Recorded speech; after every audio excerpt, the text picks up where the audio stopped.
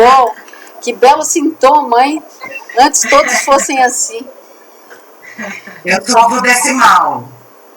A Júnior fala que a minha pontualidade é irritante. É mesmo? E esse sempre foi o meu sofrimento com o grande outro. Estou sempre atrasada como boa baiana. Estou sempre correndo atrás dos prazos, sempre... No final dá tudo certo. Sempre devagar também é pressa, como dizia a Conceição, que era uma funcionária que trabalhava na minha casa, a Eveline, uma figura, sabe?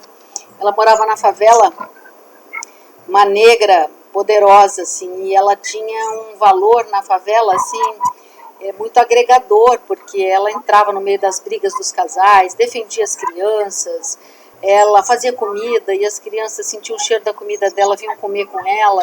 Ela era assim meio que uma mãezona de muitos ali e era super respeitada pelo tráfico, sabe? Dona Conceição subiu o morro, Dona Conceição desceu o morro, porque ela dava de dedo na cara de traficante, porque ela tinha alimentado desde menino na porta da favela dela. Então ela tinha uma autoridade moral que era uma coisa linda, sabe? E ela cantava divinamente. E ela tinha umas frases preciosas. Uma delas é essa: devagar também é pressa. A gente tem que lembrar disso nesses tempos onde a gente está precisando de devagar. Devagar também é pressa. É isso aí.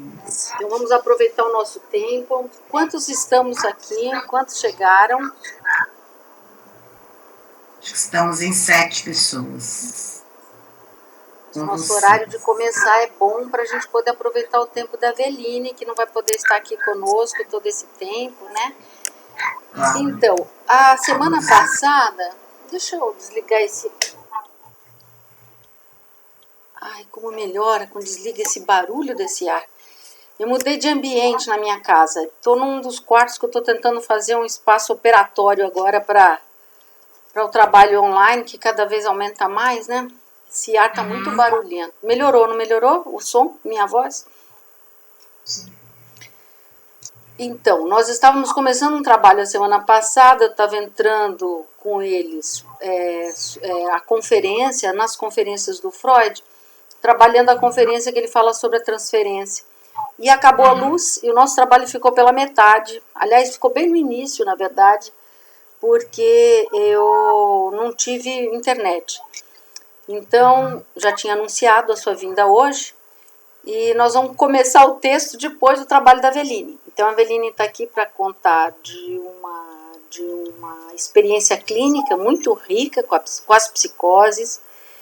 O trabalho dela no Adalto Botelho, ela é uma analista do Laço Analítico, ela prescinde, né, de apresentações. Todo mundo aqui sabe quem é a Eveline, conhece ela, está próximo ao Laço de algum modo, foi aluno dela ou não, foi professora da UFMT, um bom período, né, Eveline? Você marcou algumas turmas lá, assim, foi a diva, né, assim, até da Nayara, foi muito engraçado. Ai, a minha diva é a Eveline. Depois é que ela veio trabalhar conosco no Psicanálise na Rua. Então é isso, eu queria que você pudesse trazer aí, dar o seu axé dessa década trabalhando com as psicoses, sabe muito bem sobre essa transferência, está fazendo um doutorado, né, Eveline? Palavra toda sua, fique aí conosco quando você puder, não sei como você pensou, você disse que daqui a 1 hora mais ou menos você tem uma atividade, né? Sim. Sim, aí tem que atender. Mas, enfim, eu vou falar assim, eu fiz um roteirinho, assim, só para não escapar algumas coisas.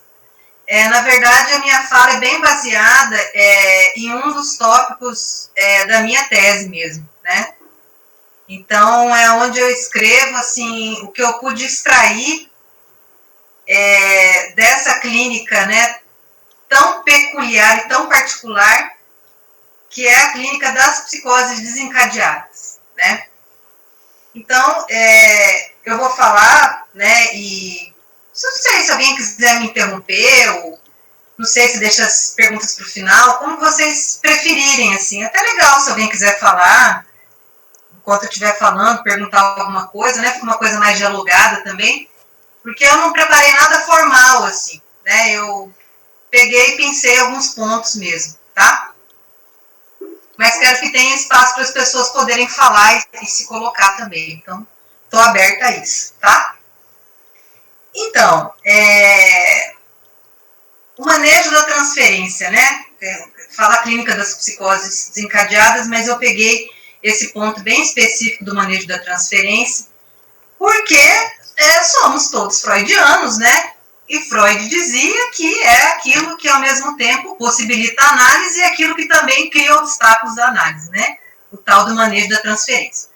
E na clínica das psicoses, isso não é diferente. Porque se a gente, né, trata do sujeito do inconsciente, óbvio que isso não se restringe só à estrutura neurótica, né? Tanto que Freud, ele tinha uma posição de entender que as psicoses não estabeleciam transferência, né, que isso não era possível, então a análise aos psicóticos, e esse ponto foi retomado por Lacan, né, que avançou, até porque Freud, né, enfim, ele teve um tempo de vida, a clínica dele era uma clínica onde ele atendia mais neuróticos mesmo, e o Lacan, então, ele pôde nos ajudar nesse impasse, né. Então, se a gente entende que há sujeito na psicose, então a gente também entende que é possível estabelecimento de transferência e também análise, né? Só que sim, há algumas singularidades, né, que nós precisamos pensar. Então, inicialmente, só esclarecer o que eu estou chamando de psicoses desencadeadas, né? Então, falando de um modo mais corriqueiro, mais comum, é o momento do surto psicótico propriamente dito, né? Então, uma coisa que eu constato, assim, na minha clínica, né, de 15 anos lá no Adalto, é que, então, divergindo de Freud, que dizia que não era possível estabelecer transferência, pelo contrário, parece que quanto mais alguém está desestabilizado, em sofrimento intenso, mais rapidamente é possível se estabelecer a transferência. Quando alguém ocupa faz operar, melhor dizendo, uma determinada função, que é a função analista, né? Então, quando alguém, óbvio, com a sua presença, né, consegue sustentar uma escuta sem estar atravessado por medo, defesa, ou dó, ou pena, enfim, né? Então, eu tive algumas experiências muito fortes no hospital, né, que me deram notícias, né, disso que eu estou falando aqui. E, então, assim, depois eu posso até falar algumas dessas experiências, mas só para deixar isso marcado, né? Não só é possível estabelecer uma transferência, como, né, quanto mais alguém está desestabilizado, mais rápido até se estabelece a transferência, tá? Isso é uma hipótese que eu trabalho na minha tese. Então, como eu disse, né, já que a gente considera a psicose não estrutura, então, como é a neurose, como é a perversão, então não se trata da gente pensar que não é possível. É possível, né, a gente não vai nunca pensar a psicose como uma não estrutura, né? Então, o que ficou para mim como questão, né, desde o meu início, porque a minha carreira no Adalto Botelho acompanhou também a minha formação no Laço, né? O que sempre ficou comigo como questão é como tratar, né, desses casos, né, dessas psicoses encadeadas, de surto psicótico, sem abrir mão do dispositivo psicanalítico, né? Como? E ainda mais dentro de um hospital psiquiátrico. Então, aí é o que tem a ver com o que eu disse no início, das especificidades, né? O que não quer dizer, de modo algum, uma adaptação, né, do dispositivo, né? Vamos adaptar, vamos, né? Não é uma adaptação, mas sim considerar que há algumas especificidades com relação a esse tipo, a escuta das pessoas em sofrimento muito grave, né? Bom, então, as psicoses encadeadas, nesse momento do surto psicótico, é quando nós temos mais claramente notícias, né, isso se apresenta mais fortemente, os fenômenos elementares, né? que é assim que o Lacan, baseado na psiquiatria clássica, chamava, né, entre o que se diz, né, dos sintomas da psicose. Que, né, então, utilizando o termo psicanalítico lacaniano, não sintoma, e sim fenômenos elementares. Né, as alucinações, por exemplo, né, o neologismo, e a própria constituição delirante, né, a construção delirante. Então, são fenômenos, no meu caso lá no hospital, que eram... Neologismos. O que é neologismo? Vou fazer o papel do advogado. Então, neologismo é um fenômeno do código, né, em que o psicótico, ele cria uma palavra. É uma criação, uma palavra. Eu brinquei esses dias com os colegas lá, uma paciente fez meio que um neologismo do meu nome, eu achei maravilhoso. Que ela me chamou de Ventânia. Ela tá aprendendo meu nome, assim, você é Ventânia. Ela me deu esse nome, eu achei maravilhoso, né? Mas já escutei outros neologismos, né? Então, é um fenômeno do código mesmo, que há essa criação de uma nova palavra, né? Como se o poder de criação das palavras que o psicótico tem, né? Não precisamos ir muito longe. Stamira, a gente, né, vê naquele documentário maravilhoso, que eu recomendo vivamente, quem já assistiu, inclusive assistir novamente, ela faz uso de uns neologismos também, tá? Então, esses fenômenos, eles são bem evidentes, né, nesse momento do desencadeamento. Então, como analista no manejo, a gente nunca desconsidera o trabalho do sujeito, né? Ainda mais nas psicoses, que vamos dizer assim, que eu localizo que é um trabalho árduo e constante, ininterrupto.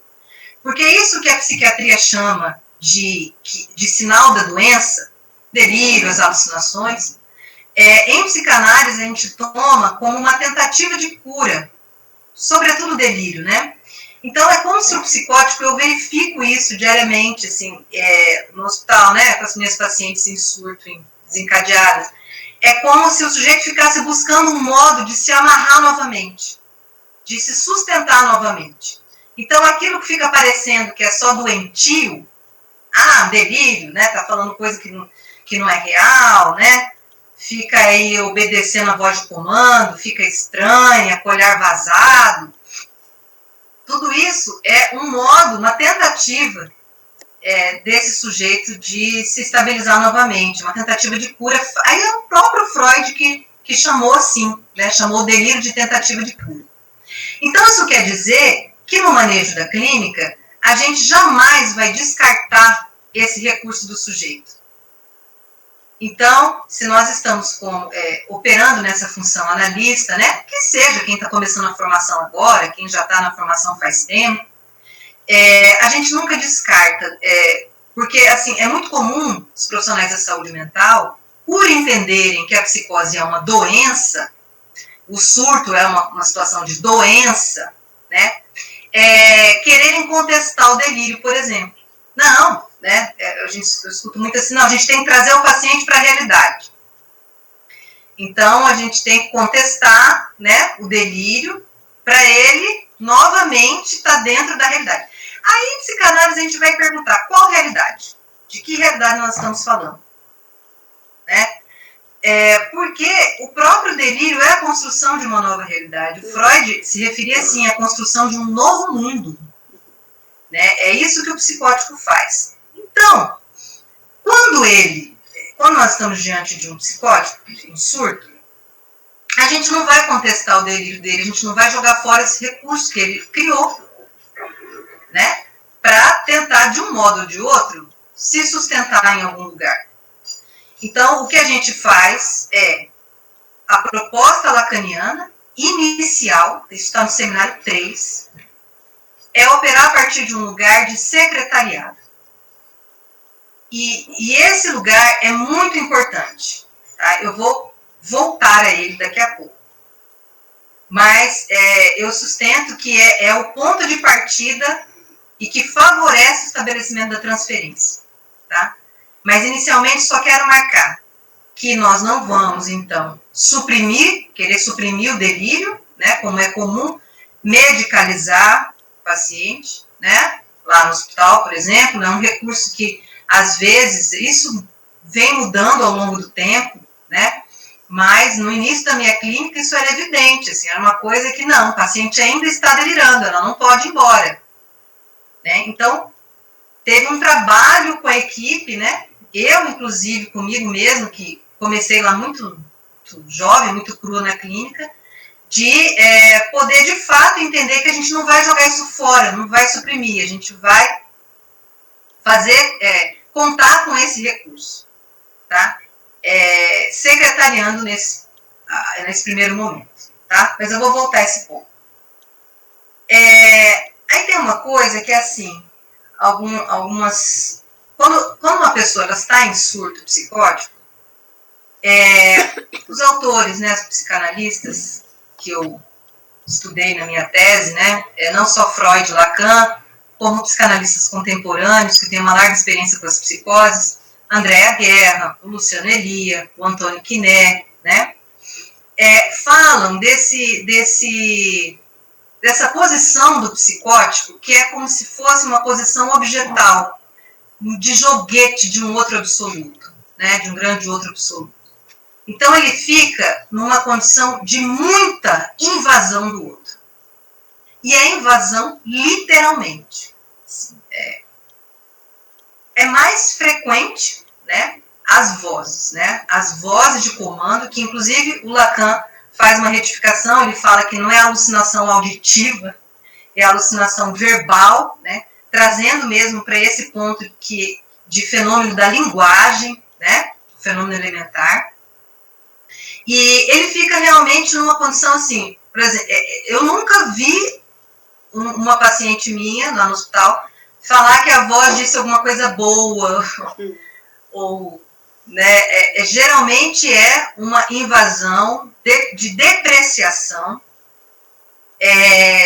de comando de atos que depois recairão sobre essa pessoa, esse sujeito, né? Chegando, inclusive, nos casos muito graves, né, de gerar agressões sérias, graves, né, contra outras pessoas ou contra si próprio.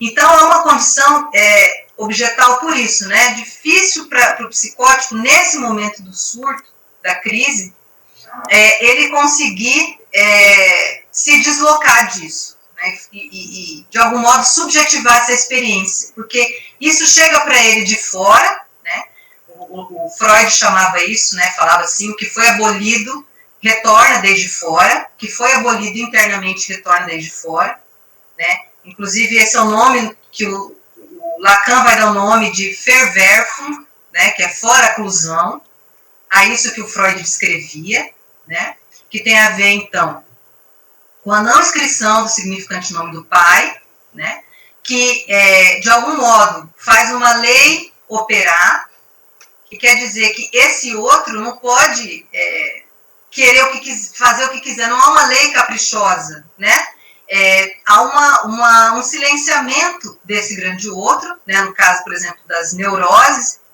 né, em que isso não retorna desse modo invasivo desde fora. Mas se a gente pensa nessas vozes de comando, pensando por uma via até do supereu, vamos dizer que é como se até os neuróticos sofrem disso, né, daquela voz interna que fica chicoteando a gente, né? Por que você fez isso? É o grande sofrimento então da neurose obsessiva, né? Né? Que em alguns níveis de muito sofrimento até lembra, né, às vezes uma coisa paranoica de tanta invasão, né? Sim, e nas psicoses isso literalmente vem desde fora, né? Isso é escutado mesmo pelo psicótico. Então é preciso um trabalho, né? Eu me lembro de uma paciente que eu acompanhei por um bom tempo, que inclusive o caso dela está na minha tese também. Ela chegou de cometer um crime sério, né, porque ela estava em surto e a voz de comando mandou ela cometer esse crime. E eu me lembro do exato momento em que ela desobedeceu essa voz né? E eu já estava incluída transferencialmente, né? E ela, numa situação no pátio, que tinha um pátio interno grande lá, e abria um portão para vir o caminhão de água, entregar água mineral. E o portão ficava alguns minutos aberto.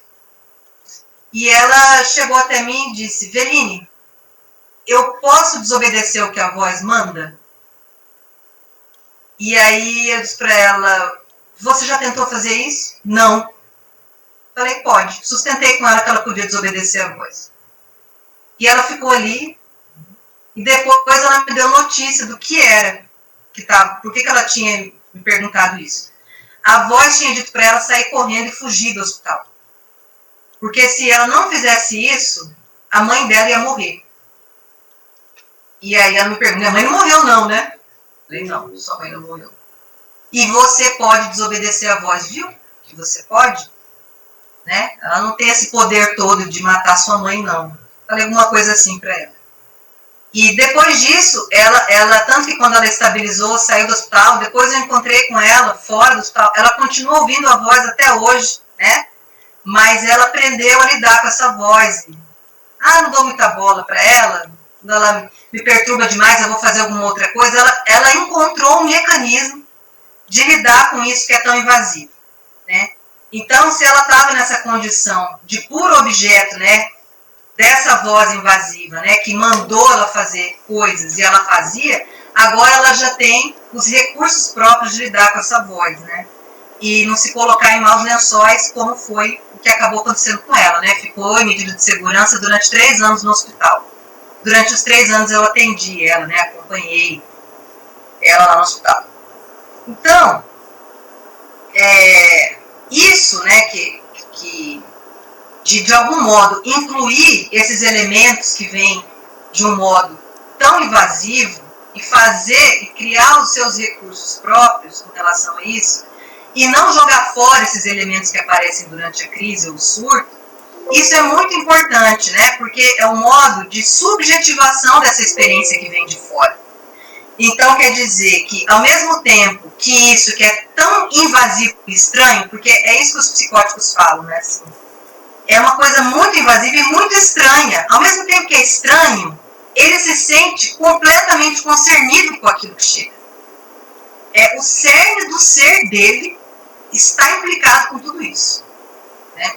E durante a crise, né, o desencadeamento, o surto, como preferirem,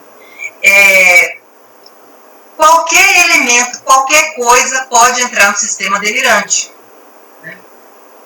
Agora, recentemente, uma paciente, não conhecia ela, né, enfim, ela veio falar comigo em crise, e ela ficou olhando para mim. Eu não sei o que eu fiz, se eu cocei o olho, o que eu...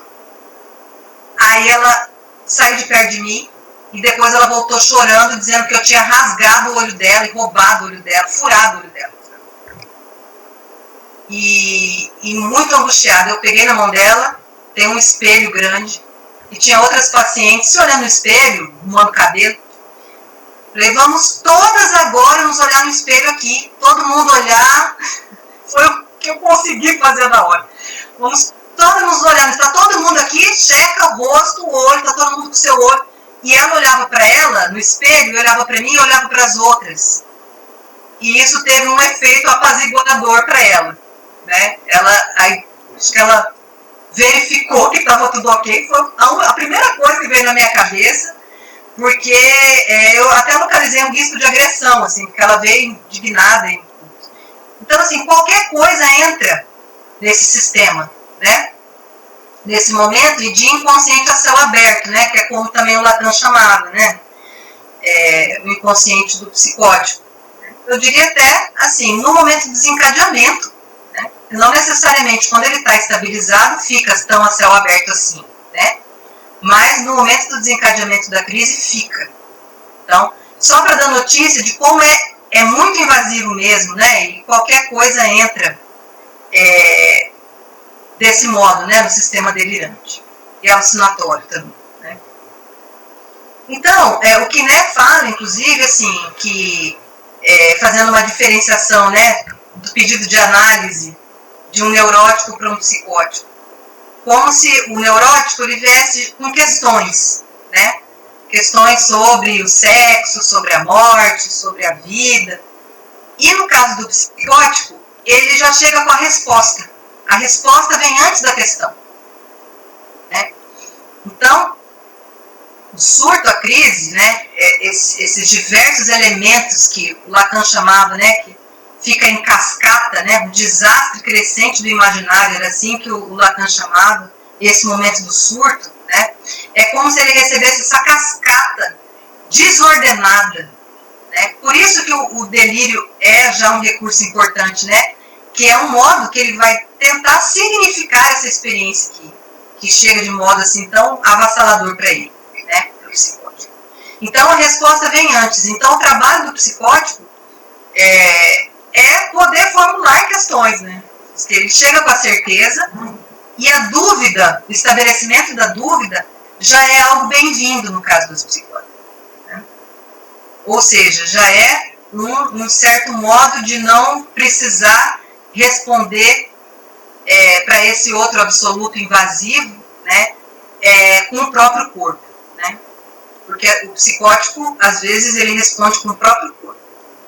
O risco de suicídio na psicose, nesses quadros mais graves de surto, é grande porque é do nível da passagem ao ato, né? É algo que, de fato, não tem mediação e ele se coloca numa condição de morte mesmo. Bem grave. Quando um psicótico anuncia alguma coisa nesse sentido, é preciso, de fato, ser escutado e acolhido aí, porque não tem nada a ver com endereçamento, né? Tem a ver com o modo de sair dessa condição objetal em que ele se encontra. André Guerra fala disso, das tentativas de estabilização na psicose e o risco, né, do suicídio e mesmo da passagem ao ato agressivo, né, nos casos mais graves, tá? Tanto que, em geral, lá no hospital, os casos que chegam até nós para internação são casos assim em que essa passagem ao ato já se deu de um jeito ou de outro, né? Não só casos muito graves, mas às vezes de uma exposição muito grande, ainda mais no caso das mulheres, né? Exposição mesmo, né? De andar nua, ou nos casos de quadro maníaco, de vender tudo, né? De fazer dívidas. Então são coisas assim, quando chega até nós é porque a situação de fato já tomou uma proporção bem grave, né?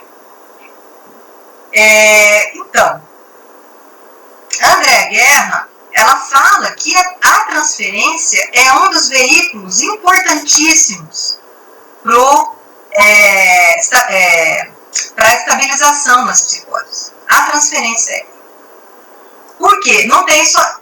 Assim, em geral, na saúde mental, seja nos CAPs, seja no hospital psiquiátrico, seja... inclusive, eu tenho verificado que isso ao longo do tempo piorou um pouco. Entende-se que a medicação é a coisa mais importante e é esse o modo de tratar os psicóticos. Entendeu? Não existe outra coisa. Aí fica na cabeça assim, do psicótico, da família, não pode ficar sem o remédio, não pode faltar o remédio. Quando o paciente entra em crise, a primeira coisa que fala é: você para de tomar remédio, né?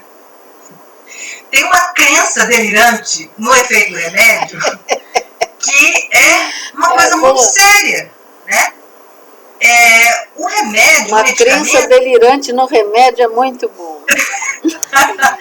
Porque é isso. E o que a gente vê lá? Às vezes, o paciente está já super medicado, não tem nem como falar, não, ele não tomou remédio. Ele está, porque foi feito, inclusive, injetável nele. Putz. E, mesmo assim, persiste o sofrimento, persistem as alucinações, persistem as ideias delirantes, o que é tido como doença, né? Eu nunca me esqueço, no início da minha clínica, foi uma das primeiras experiências assim, que mais me tomaram, assim, me atravessaram, né? Uma paciente que estava contida, gritando muito. E eu fui lá e não sabia, né, direito nem onde meu nariz quando eu comecei lá, mas eu ficava fazendo tentativas. Mas acho que até hoje eu ainda fico nessa posição de fazer tentativas. Eu não tenho nada pronto, né, não tenho saber prévio, né, como nenhum analista tem, né, sobre aquele sujeito, então a gente sempre vai meio não sabendo mesmo. Mas antes era um pouco mais forte essa experiência. E ela gritando muito, eu fui lá. Não sabia o que fazer com ela, porque ela gritava desesperadamente. O médico disse que já tinha feito a dose máxima de antipsicótico, não podia medicá-la mais, foi prudente, né? Ainda bem que ele pelo menos sacou isso, porque tem alguns médicos que vão medicando, né? O que é muito perigoso. Realmente a pessoa vira até a óbito pelo excesso de medicação psicotrópica.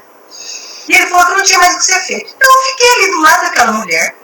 Em algum determinado momento, eu localizei que ela estava tendo um parto, fazendo um parto. E ela virou, já que eu era a única pessoa que estava ali com ela, virou, olhou para mim, estabeleceu um contato visual comigo, segurou na minha mão e ela então concluiu esse parto. Parto lá no delírio dela, na alucinação, né? Ela concluiu esse parto, respirou fundo, virou e dormiu. Eu achei que ela tinha morrido. Eu fiquei... Porque ela apagou de uma hora para outra, fechou os olhos assim. E eu falei, meu Deus, ela morreu por quê? Não, ela adormeceu. Né? Depois que ela pôde, pela sustentação do olhar, transmitir o que estava se passando com ela. Né? Mesmo desse jeito aí, enlouquecido, né? Enquanto ela estava gritando sozinha, isso não foi possível, mesmo com as medicações terem sido feitas, né? Então, essa sustentação, por isso que eu falei da transferência, né? Alguém tão louco, não estou dizendo que isso é a transferência em si, mas algo da transferência operou, mesmo eu sem eu ter falado nada, só segurado na mão dela e sustentado o olhar e acompanhado esse parto. Né? Bom, você fez muita coisa, não? Na hora que você sustenta ela diante do desespero dela, né? Você fica ali como borda, ali onde ela está no desespero de um buraco, e isso pode ser significantizado, como você tem entendido que ela estava tendo um parto.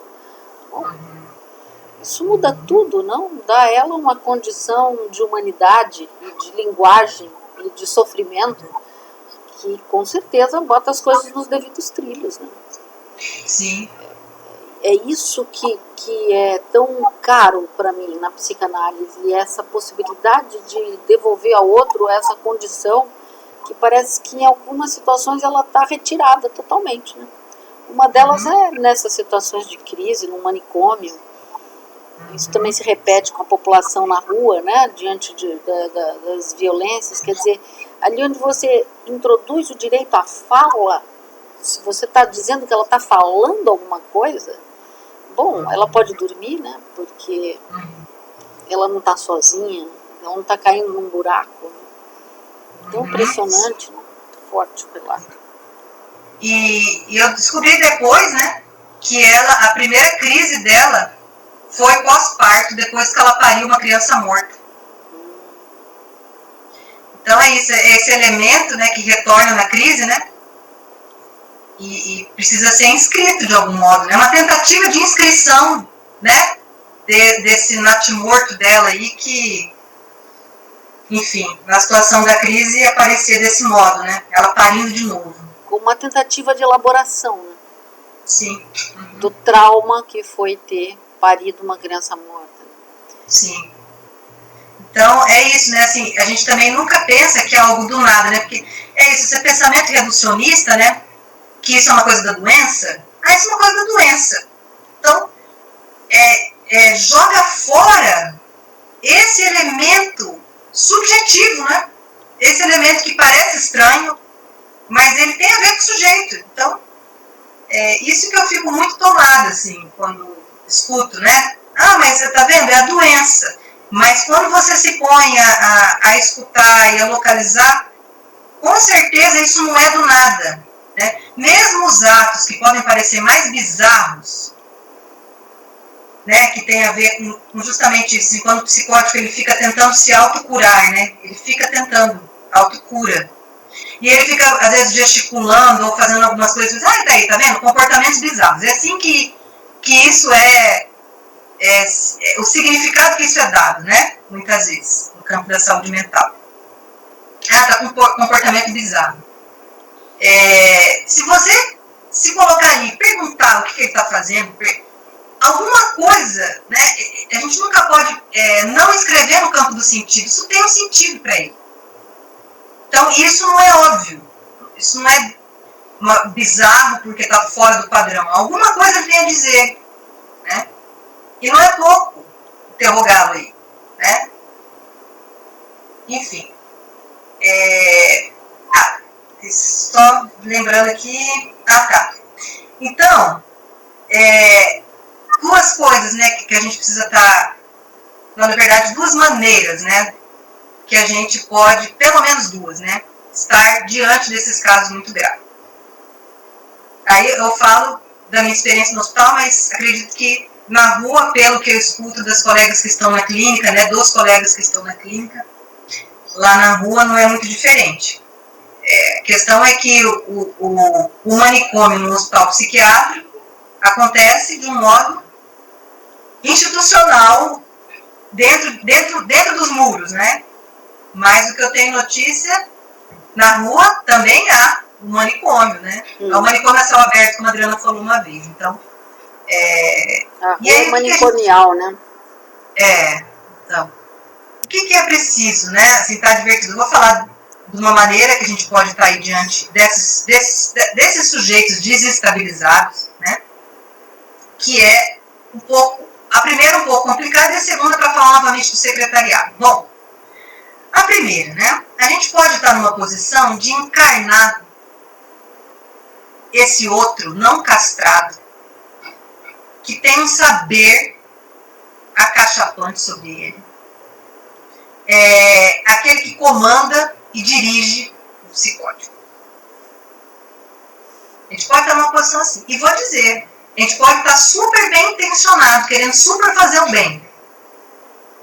Sendo legal, sendo bonzinho, né? Querendo o bem para ele, o melhor para ele. E está encarnando essa posição aqui. Veja que ele já sofre com isso.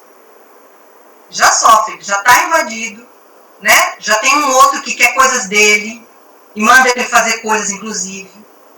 Então, se a gente entra nessa posição, a gente está abrindo para algumas respostas complicadas no manejo da transferência. Tá? Então, por que eu falei? A gente pode estar super bem intencionado, super legal, querendo fazer... porque daí a gente pode estar...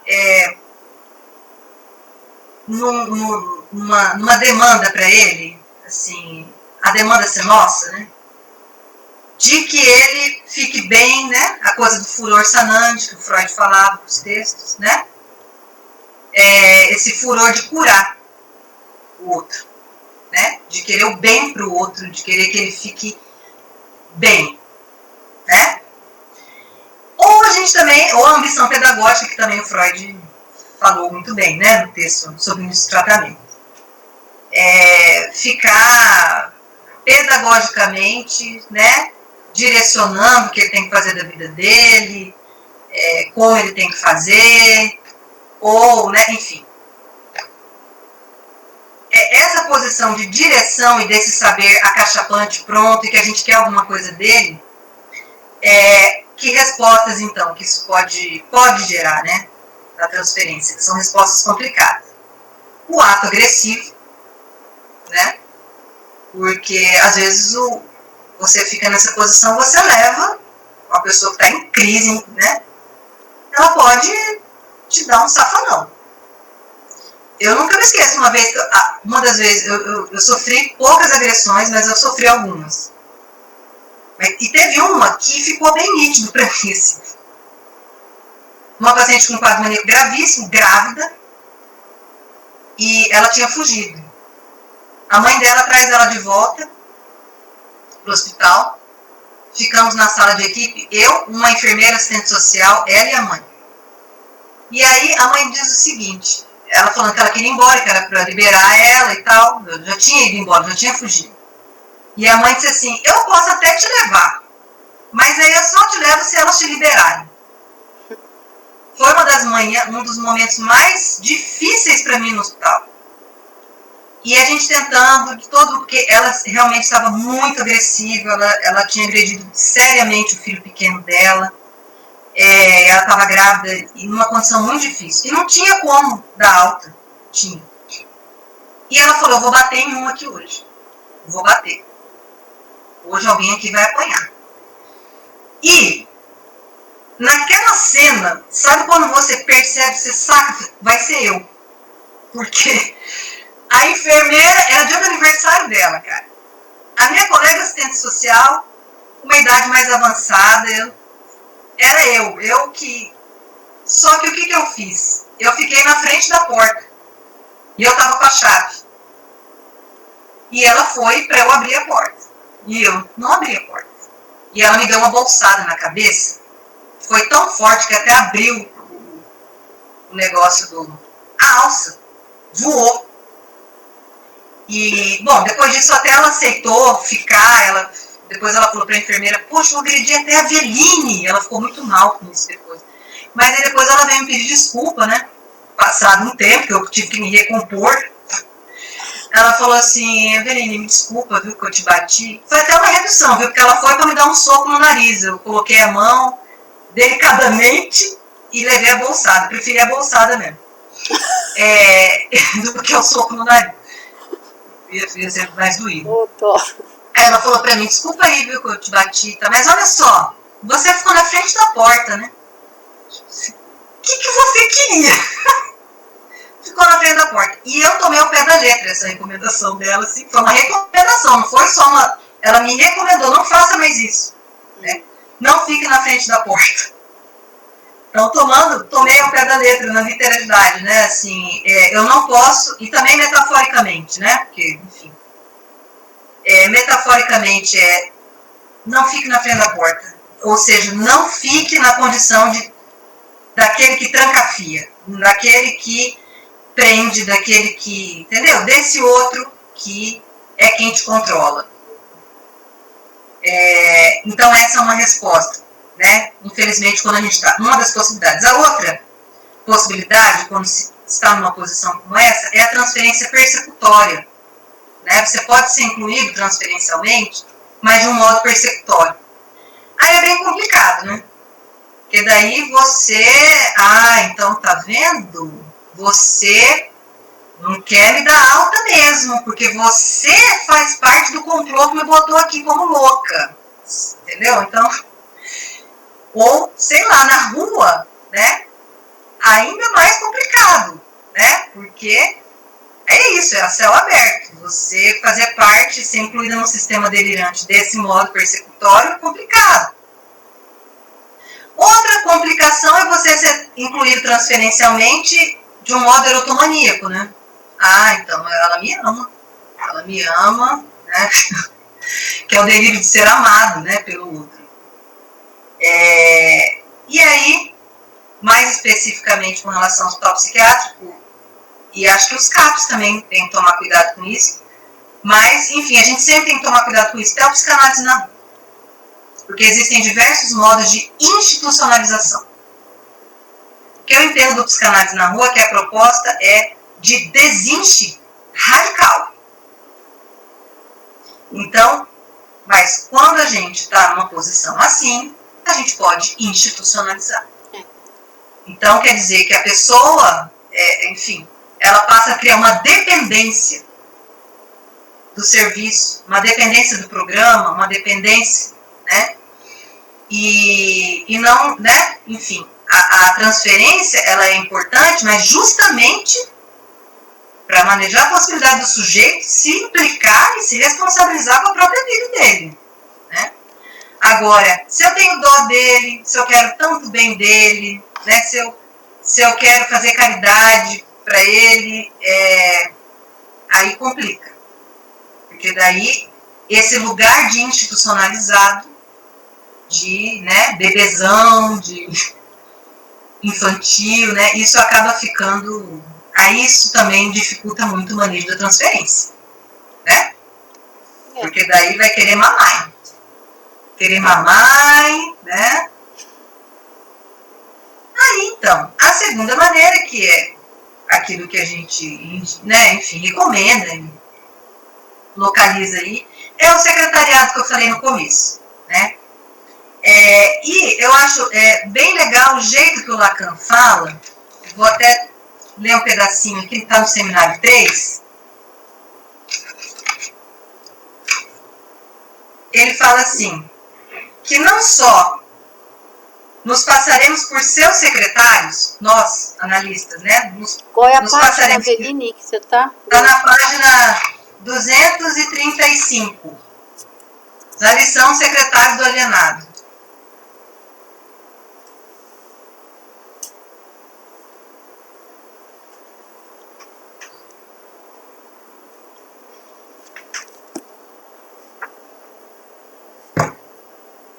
Bem no comecinho da lição, no segundo parágrafo. Começa assim, vou ler desde o começo do parágrafo.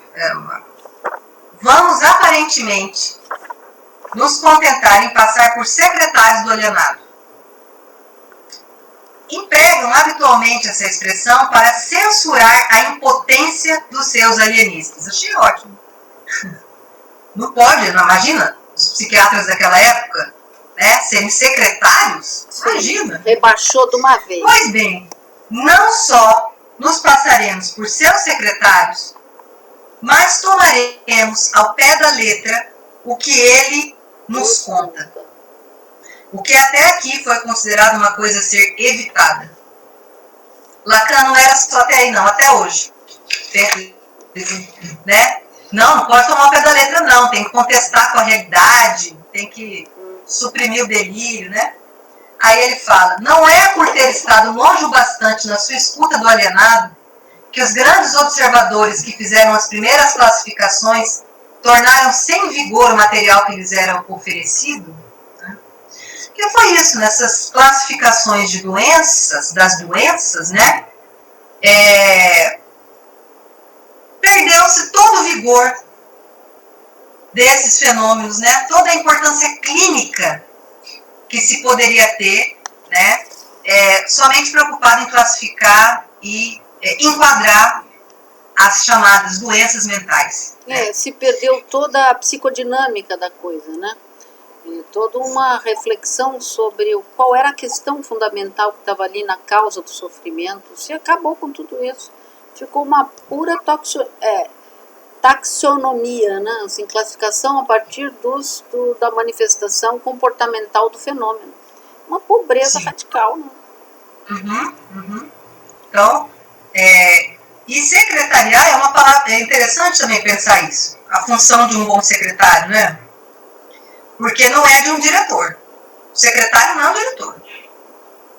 Mas ele ajuda a manter a coisa disponível, né? Manter os documentos, né?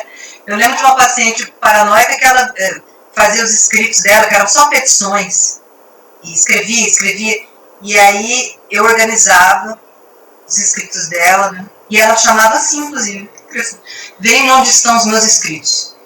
Já estavam os escritos dela separados, com a folha para ela. E aí depois que ela escrevia, ela pedia para ler para mim. E ela falava assim, eu gosto de ler para você, porque aí que eu vou entendendo o que eu escrevi. Né? Então, é isso, ela ia escrevendo freneticamente, mas precisava do outro, né? Assim, o outro não nesse lugar de outro absoluto, né? O outro operando aí nessa função analista, para então ela poder tomar essa dimensão do que ela mesma havia escrito, né? Então, é secretariado, né? E o secretariado, ele pelo menos é a hipótese que eu sustento, né, na tese, o ponto de partida para o estabelecimento da transferência. Quando se consegue estar nessa posição do secretariado, e veja que não é nada fácil, parece que é simples, mas não é. Porque quando alguém está sofrendo muito, muito descarrilhado, a gente, é uma coisa assim, essa coisa da humanidade, assim, ele convoca uma coisa assim na gente, que a gente quer. Tanto que a Maud Monagny fala uma coisa bem legal no livro dela. Como que é o nome do livro? Psiquiatra, Seu Louco e a Psicanálise. Ela fala que a medicação, o Lacan também falava isso, na breve locução lá aos psiquiatras, que a medicação, ela é usada muitas vezes no hospital, não vou dizer, hoje em dia nem é só no hospital, né? É geral. Mas é para aplacar a angústia dos profissionais. Não é nem tudo da pessoa que está ali sofrendo, assim, é porque de fato difícil, às vezes até insuportável você vendo alguém numa condição tão grave, né? Então, não é fácil conseguir estar nessa posição. Só um pouquinho que eu vou tirar minha gata daqui, ela tá arranhando, não sabia nem que ela estava aqui, ela estava quietinha, apareceu. Ela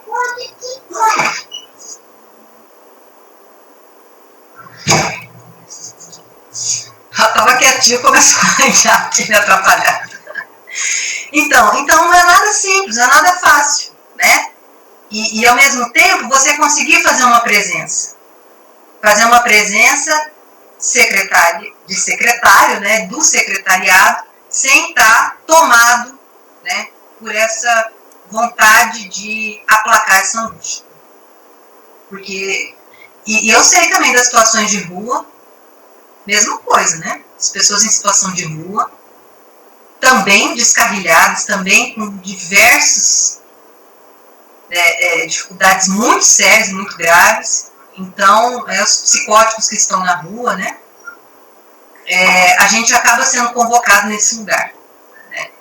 Mas, então, não é fácil. Você também tem a ver com muita análise, né? Muita formação, supervisão, como é o programa, porque sempre, né, é preciso localizar novamente, né, esse lugar, né, reinstaurar essa função analista, até porque o sujeito responde rapidamente, assim.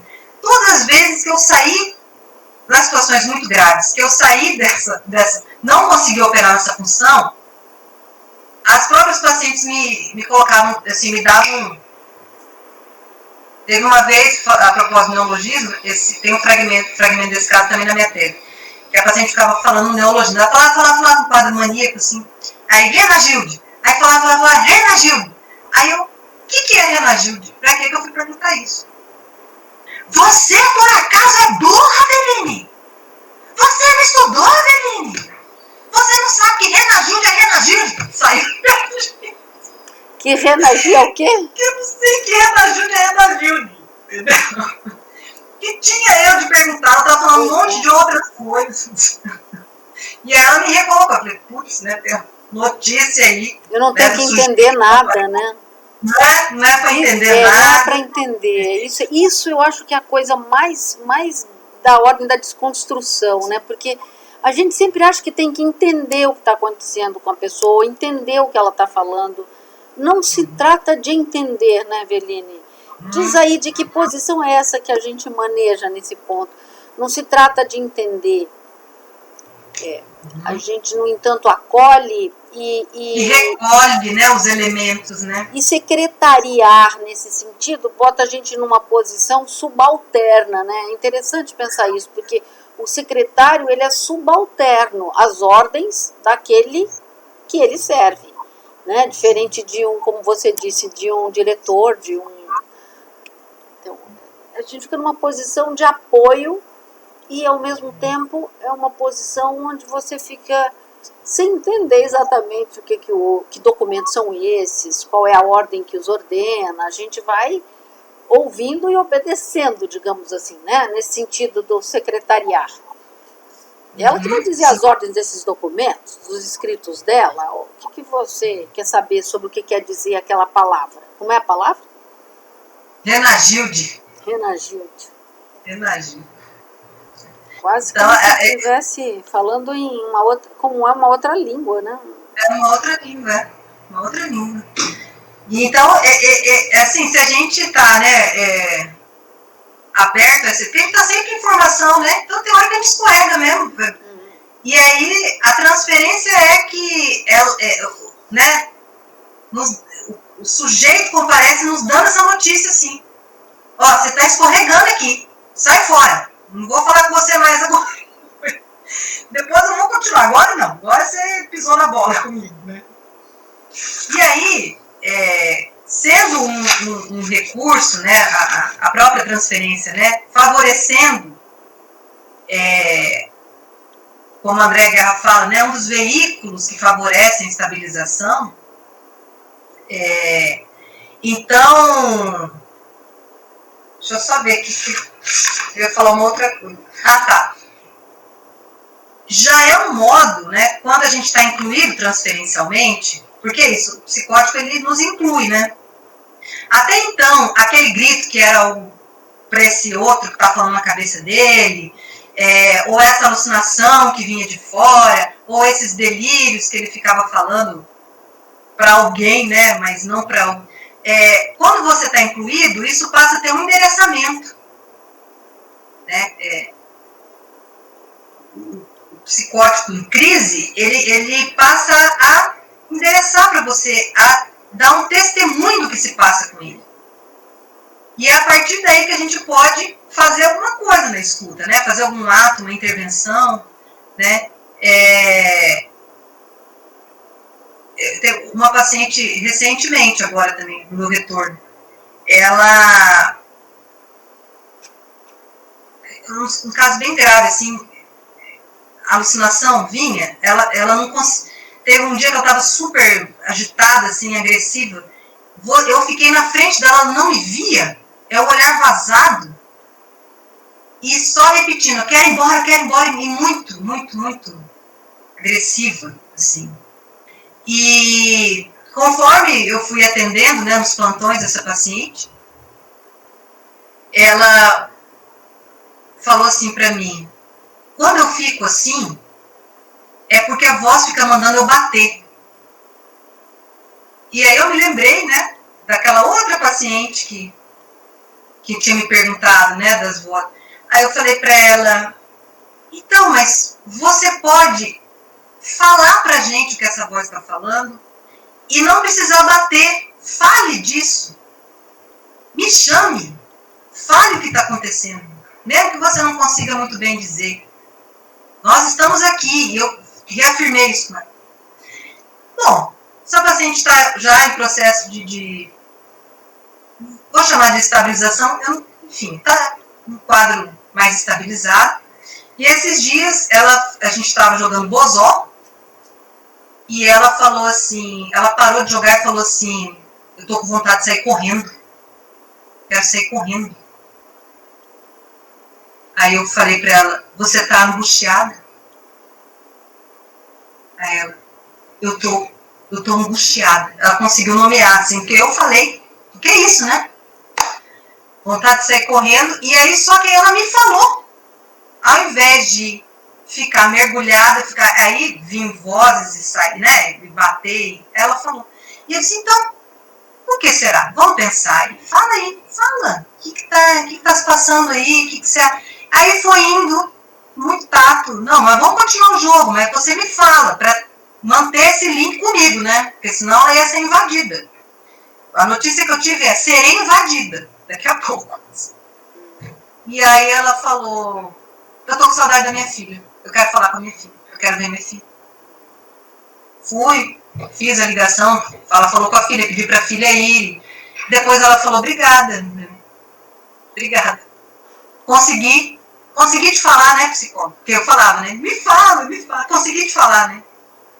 Então, dá pra...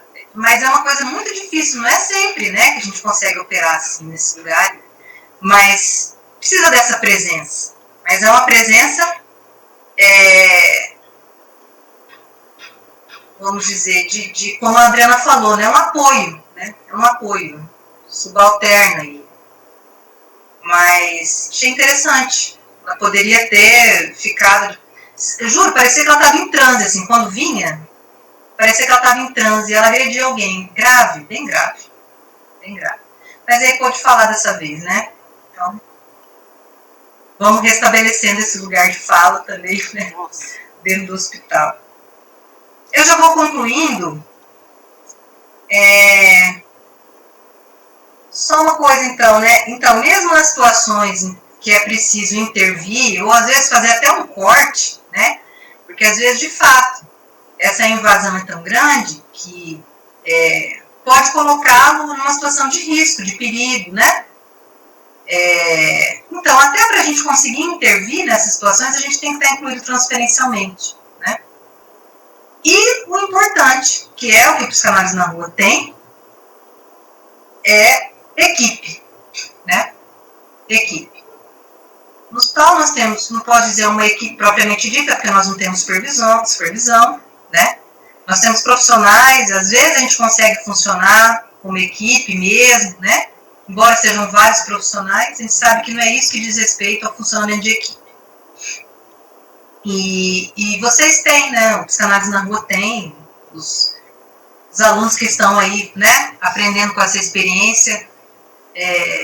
Isso é muito rico, porque convém também que a transferência possa ser endereçada para vários, não só um, né?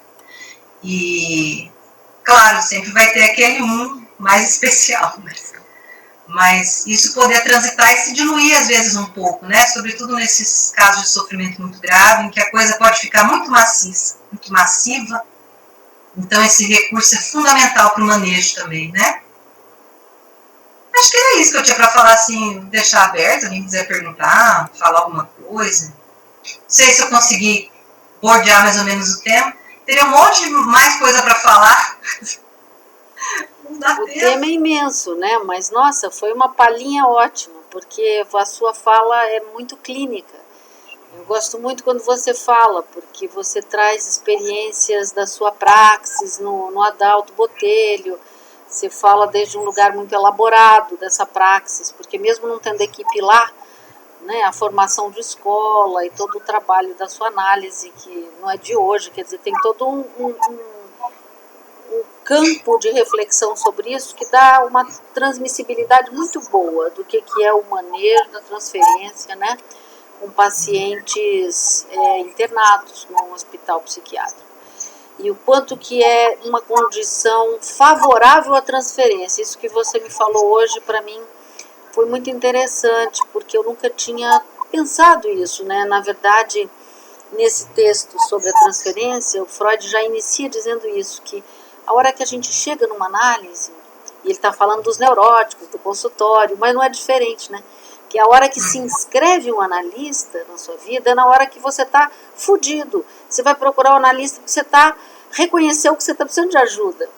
Quando você chega no hospital, isso também é a mesma coisa. Mesmo que você não tenha clareza nenhuma, você está em crise, ou seja, você está muito mal. E é nessa hora que você está mal, neuroticamente ou psicoticamente, que a hora que entra um analista, tem alguma coisa que, antes de qualquer coisa, parece que melhora.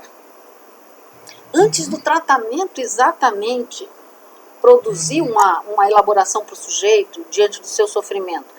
De entrada, ou seja, na hora que um sujeito encontra uma escuta, de fato, quer dizer, um lugar onde ele pode se amparar nisso que um sujeito precisa para se reconhecer, ou seja, um lugar onde ele pode falar e não ser contrariado, calado, medicado, torturado ou desprezado no que ele fala, a hora que ele se sente acolhido, ali onde ele pode dizer alguma coisa, mesmo que ela não tenha muito nexo, parece que alguma coisa começa a ganhar, digamos assim, os trilhos, né?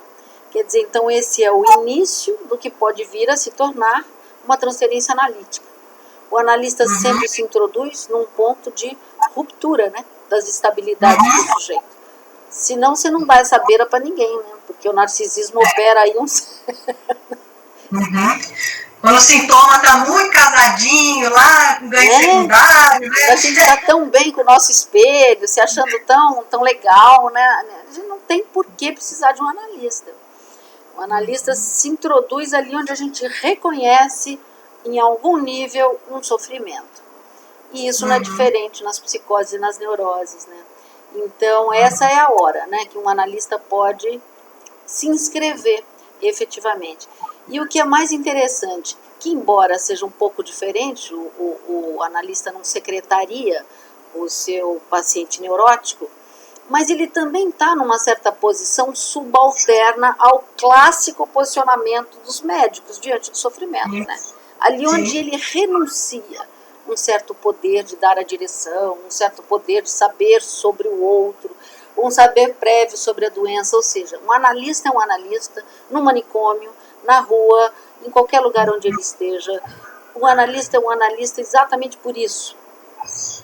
Poder ficar numa posição que é uma posição menor, é uma posição abaixo, é uma posição de quem recolhe, de quem sustenta a possibilidade do outro falar. Então, desmonta um certo lugar narcísico, né? Por mais que a gente às vezes queira ser o analista e ache que isso é um grande lugar, a gente só pode operar como analista a hora que a gente sabe que não é desse lugar que a coisa funciona. A gente tem que estar numa posição, e aí é legal lembrar o tratamento com as psicoses, subalterna, não ao sujeito, mas ao desejo do sujeito. E é isso que a gente está tentando escutar ou secretariar, né? Seja nas psicoses, nesse modo secretariar, seja na neurose, um modo de, vamos dizer assim, talvez nesse período da obra do Freud, dizemos assim, ajudar o sujeito a encontrar, né, seu desejo. É um trabalho meio de desmonte, né, de retirada de coisas. Pois é, muito bom. E manejo é manejo, né? É trabalhar com o quente, né? É com o afeto vivo do outro, naquilo que vem com tudo misturado. Você falou de acting out, que era uma questão que a gente vinha pensando, né? Você falou do acting out nas psicoses, que também foi muito bom ouvir isso. Quer dizer, acting out também está aí como um elemento que atravessa as estruturas, né? E que está dirigido ao analista, de um modo próprio também, aí teríamos que pensar, né? Mas fundamentalmente entender que tudo isso é fenômeno de linguagem e que a hora que a gente diz, cara, você está tentando falar alguma coisa? Deixa eu tentar te entender não, te escutar, mesmo que eu não te entenda. Olha aí, o ato falho, né? O tentar te entender se põe pra gente, parece que a gente tem que desmontar isso, né? Para poder escutar. Mas foi massa, muito bom. Só finalizar que eu lembrei da Noêmia, você estava falando. A Noêmia, uma paciente que eu acompanho, né, 22 anos, ela estava há 22 anos no Natal, agora está na residência terapêutica, esquizofrênica, enfim, maravilhosa ela. E um dia ela falou, até coloquei assim no trabalho do Laço, ela ficou olhando assim para mim, sorrindo assim, falou, Veline, fui eu que fiz você. Assim, do jeitinho que você é. Porque é isso, né? Também não se ocupa um lugar de analista do nada, né? O sujeito que faz, né? O sujeito que coloca também. Né? Isso. E que faz a gente. Por isso que o analista é um para cada um. Né? Opera às vezes para uns e não opera para outros. Verdade, bem isso. Não sei se alguém gostaria de fazer uma pergunta ou fazer uma colocação. Estamos nos últimos minutos da Veline conosco.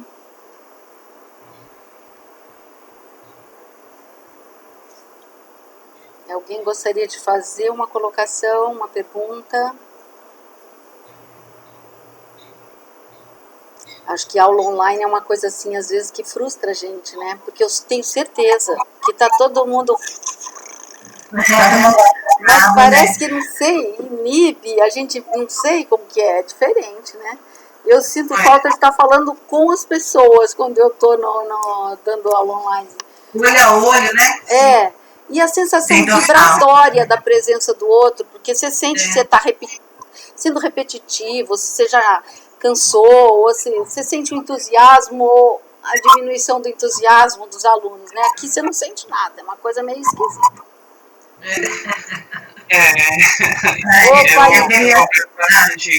Eu imagino como que deve ser mesmo. Queria dizer boa tarde, pessoal, boa tarde a todo mundo.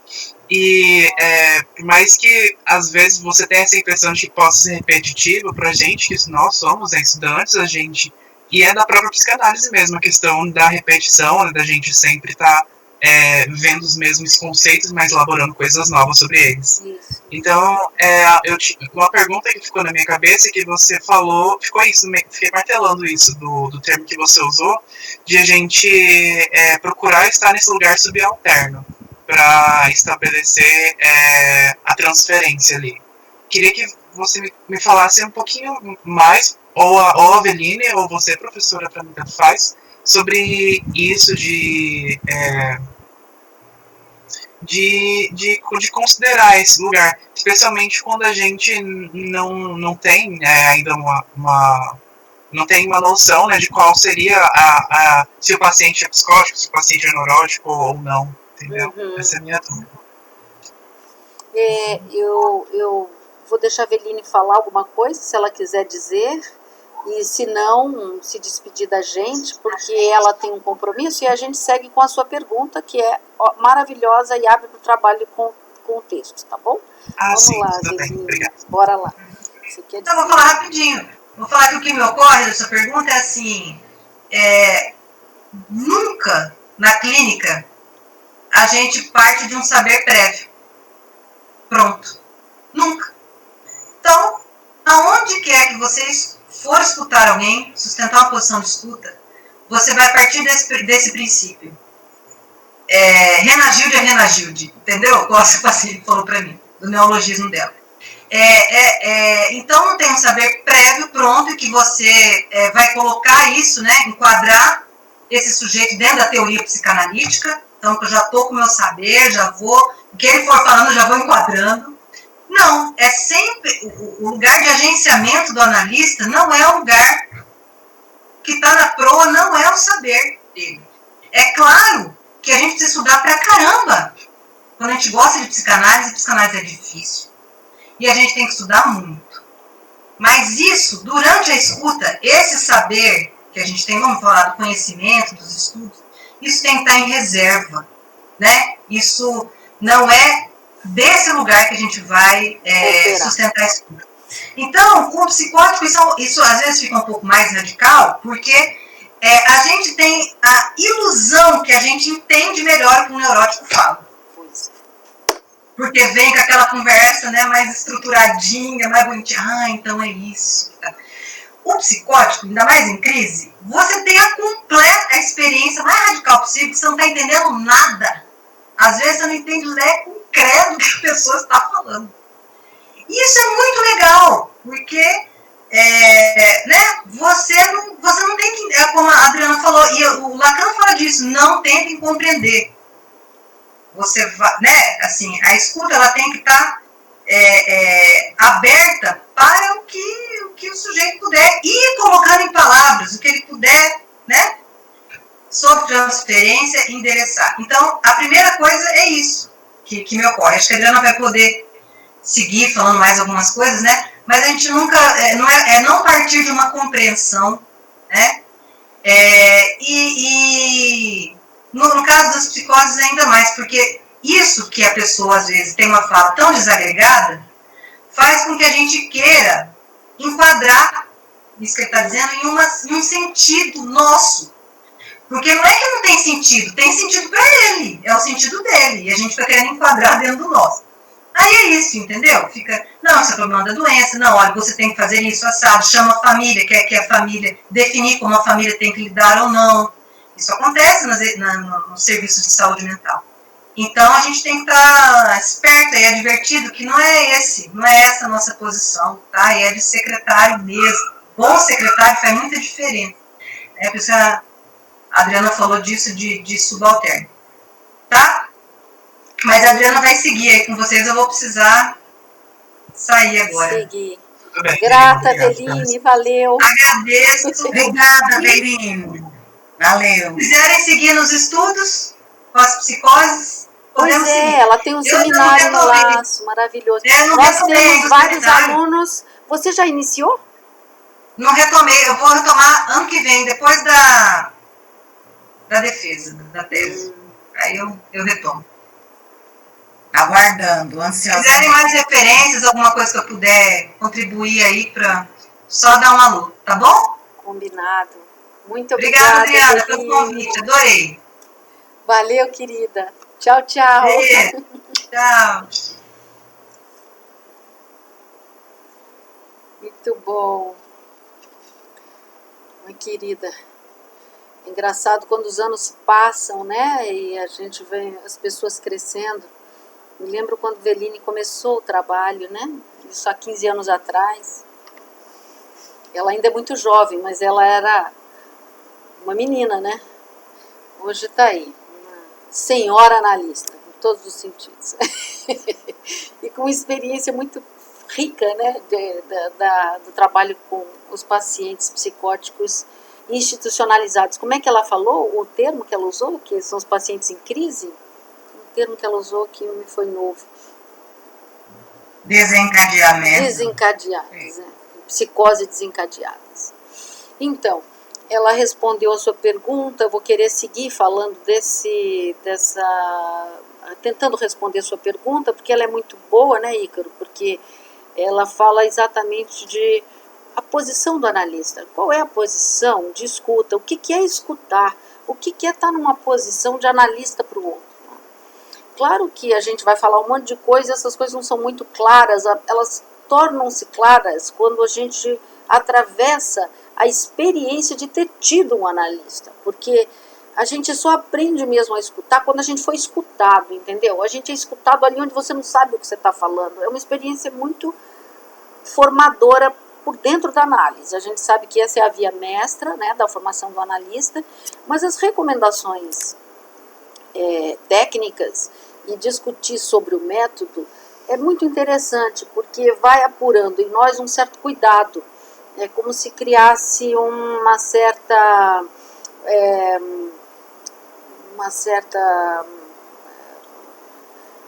como se fosse uma onda de rádio, que a gente pudesse dizer, como é que eu sintonizo para ficar nessa escuta? 44 para lá, não sei quanto para cá, como se a gente tivesse que buscar essa sintonia. E essa palavra subalterna, ela é boa. Por quê que ela traz essa sintonia? Porque ela espera ordens, um subalterno espera ordens para agir. A menos que você já esteja com uma pessoa que funcione já sabendo o que você quer, que essa parte já funciona sozinha, mas ela não chega sabendo. Ela vai aprendendo com você o jeito que você quer que ela faça, para te ajudar. Isso pode ser qualquer posição subalterna, desde a sua funcionária até a sua manicure, a sua, sei lá. Você cria uma relação com aquele que te trata bem, não é isso? Te trata bem no sentido de que faz do jeito que você gosta de ser tratado. Tem algo assim, desse trato, tipo, você precisa de entender as idiosincrasias de cada paciente. Tem um paciente que é mais expansivo, vem te dar um beijo, outro é extremamente distante. E você não vai cumprimentar todos de um mesmo jeito, às vezes, porque você acolhe o jeito que ele vê em você. E então tem um elemento subalterno nesse sentido de que ele aguarda as ordens para começar a se mover. As ordens é assim, o que pode aqui favorecer a transferência, como disse a Veline, ou seja, aonde eu fico nessa pessoa que sofre, que chega fraturada, essa é a posição de entrada do analista na vida do cabra. É isso que o Freud está dizendo nesse texto também, né? Vamos voltar ao texto, mas só para lembrar, é já no começo do texto que ele fala, né? Parece que é nesse momento onde as coisas se quebraram, onde as coisas se machucaram, onde os infortúnios da vida acometeram o sujeito, que está colocado a origem do seu sofrimento. E também o ponto que muitas vezes suscitou a entrada dele e a necessidade de buscar um analista, porque isso vai ter a ver com seus sintomas, e o seu sofrimento, ou sua angústia.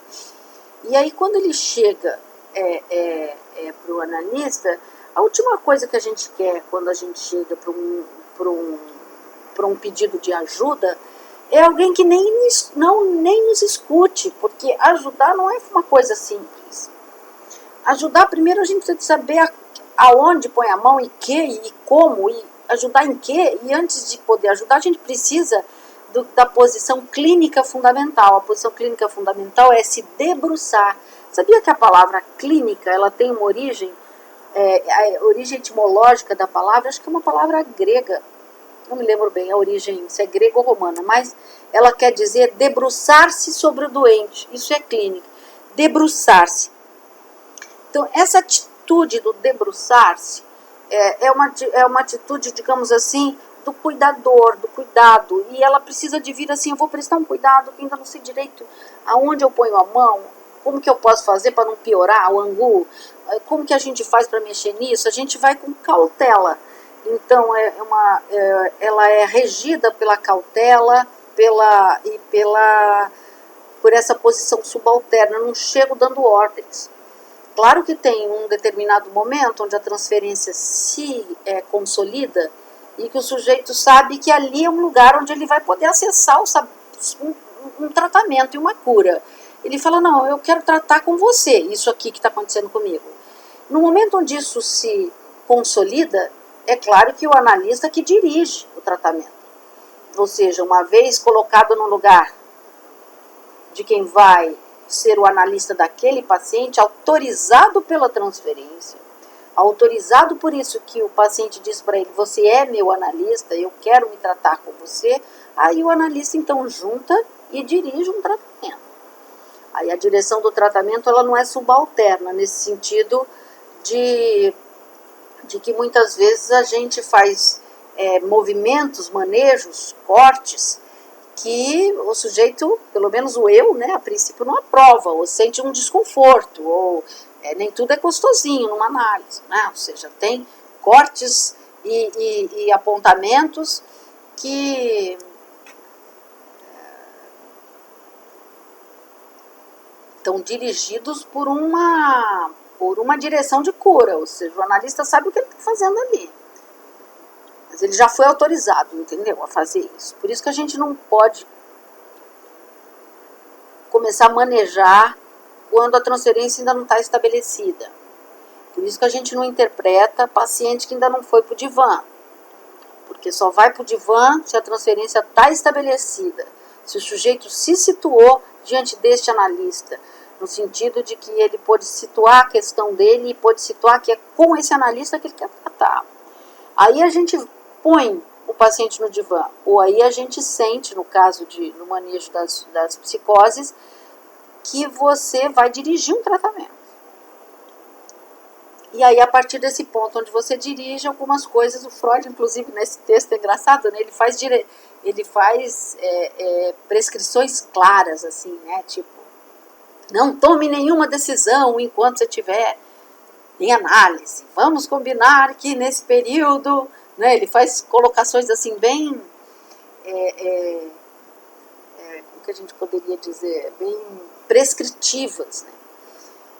No sentido assim de vamos deixar a análise andar, não vai sair se separando, vendendo casa, vamos entender que meio de que confusão que você está, para depois que você tiver localizado saídas, aí você se move, não começa a se mover sem saber o que você está fazendo. Vamos primeiro entrar em análise. É uma determinação do analista. Determinação que o analista faz assim, firmemente, como quem tem as rédeas do tratamento na mão, porque as rédeas estão do lado do analista, mas estão nessa condição de manejo fundamental, subalterno à palavra do outro, subalterno ao desejo do outro, subalterno à regra fundamental da análise, né? E muito ocupado a esse ponto de um lugar desinvestido de holofote. Analista não é para ser o bambambam, o que acertou, o que falou, quem tem que falar é o sujeito. O analista, no máximo, né, quando ele é assertivo, ele produz efeitos do sujeito, nossa, realmente fez sentido, ou isso me fez pensar coisas, abre conexões de sentido, né, libera, digamos assim, enlaçamentos sintomáticos, né, fantasmáticos do sujeito, produz libertação de libido, né? Então, é quando você sente que deu um insight, deu uma sacada. E às vezes essa boa sacada não vem de cara como uma boa notícia, ela chega mal, você precisa de, digamos assim, entender, sei lá, o que é exatamente o que ele disse, ou com mal-estar, demora um tempo para você processar exatamente, cair o efeito analítico, né? Às vezes tem um efeito de elaboração, não só depois. De qualquer modo, esse ponto do subalterno, ele é para o analista, até o fim, é um ponto importante do ponto de vista da diretriz, o que indica para ele posição, porque ele está sempre subalterno ao que o sujeito diz. Ele vem igual um cão farejador, né? Assim, nas pistas que o sujeito vai deixando. Ele não fala em outro lugar que não nas pegadas que o sujeito acabou de pisar. Vai depois, o analista vai depois, vai cheirando, né? Conexões a partir dos elementos que o sujeito vai deixando para trás. Transmitiu, Ícaro, mais ou menos aí a lógica do subalterno? Sim, sim. Me lembrou um pouco também aquela figura, né, de outro exemplo também que você já tinha trazido também, da questão de que o Lacan fala que o analista tem que ser uma caixa de ressonância, né, no sentido do tipo, ele não é o falante principal, né, então ele vai repetir, ou seja, que existe algo ali que está sendo a principal fonte, né, do que está sendo falado. E se vai dizer alguma coisa, e um analista às vezes tem que dizer, e às vezes tem que dizer até muita coisa, mas quando ele tem que dizer, é a partir do que ele já escutou muito, ou seja, elementos dessa caixa de ressonância que por terem se repetido tantas vezes e por terem apresentado novas conexões, às vezes o analista tem que dizer, né, assim, claramente, mas por que você está achando isso tão certamente assim? Eu não acredito que essa conexão se estabeleça só nessa medida. Você já pensou em outra coisa? E puxa o sujeito para pensar num elemento que está ali na beira do que ele disse, mas que ele não focou. Ué, mas você está tendo tanta certeza, mas você começou dizendo que os exames ainda não deram resultado. Então, de onde vem tanta certeza? Quando um analista, por exemplo, pode fazer o sujeito desfazer uma crença imaginária que ele está querendo sustentar, sei lá por quê, para sustentar, digamos assim, a fuga de uma situação difícil. Então, inventa uma doença, e você pode localizar claramente que aquela doença está puramente sintomática, e não tem elemento nenhum, a não ser de certeza de que isso tem causa orgânica. Pelo contrário, ali no encadeamento da fala do sujeito, você percebe a própria inconsistência ali, ele juntando elementos para servir como álibi para um ponto do sintoma dele. Aí o analista às vezes fala de um modo muito firme, assim, né? Tipo, olha, como é que você está tendo certeza se isso, você está baseando sua certeza em imaginações, e essas imaginações estão no cerne de tudo isso, está a vontade de adoecer ou não é? Às vezes fala de um jeito assim, como quem diz, junta alho com bugalho e espreme ainda, quer dizer, põe o sujeito a ter que dizer de elementos que estão à flor da pele do que ele falou, mas não ouviu. Por isso caixa de ressonância, porque ressoa no analista o que foi dito, passa batido para quem falou. Às vezes passa batido até para ele que está falando, mas para o analista não passa não. Faz ressoar aquilo num retorno. Que certeza é essa baseada em incertezas?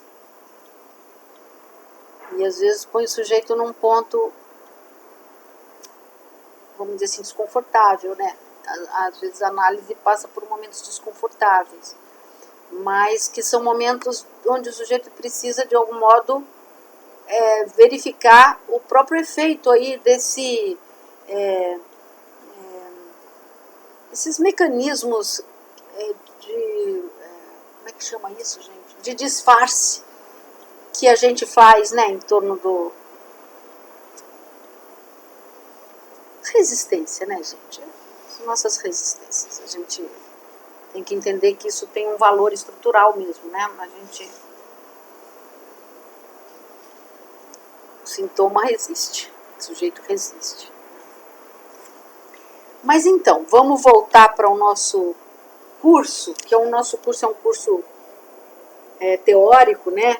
No sentido de que a gente está tentando entender essa posição, o que é a transferência, o que é a posição do analista diante desse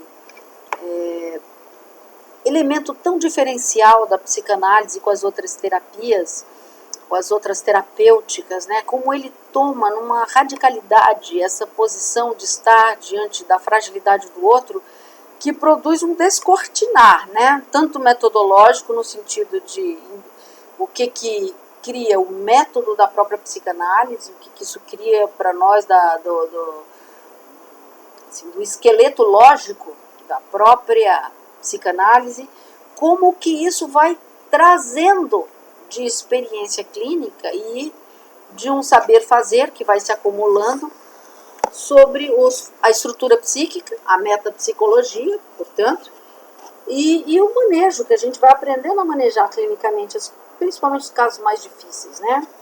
Que se teve um tempo que nos apavorava, chega uma outra hora que a gente tem resposta para isso, né? Quer dizer, a gente já sabe como lidar, não fica diante da coisa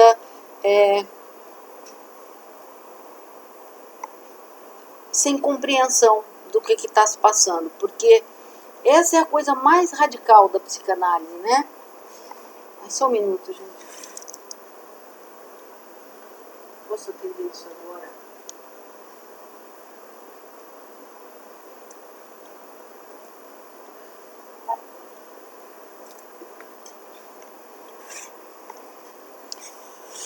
Porque ele diz assim, logo no início desse texto, de um jeito bem interessante, eu peguei esse outro livro. Eu já tenho esse livro, esse texto bem trabalhado no anterior. Aí peguei esse aqui, ele tem uma linguagem diferente, né, mais coloquial. E eu achei muito interessante essa coincidência do trabalho da Aveline hoje com esse elemento do início do nosso texto.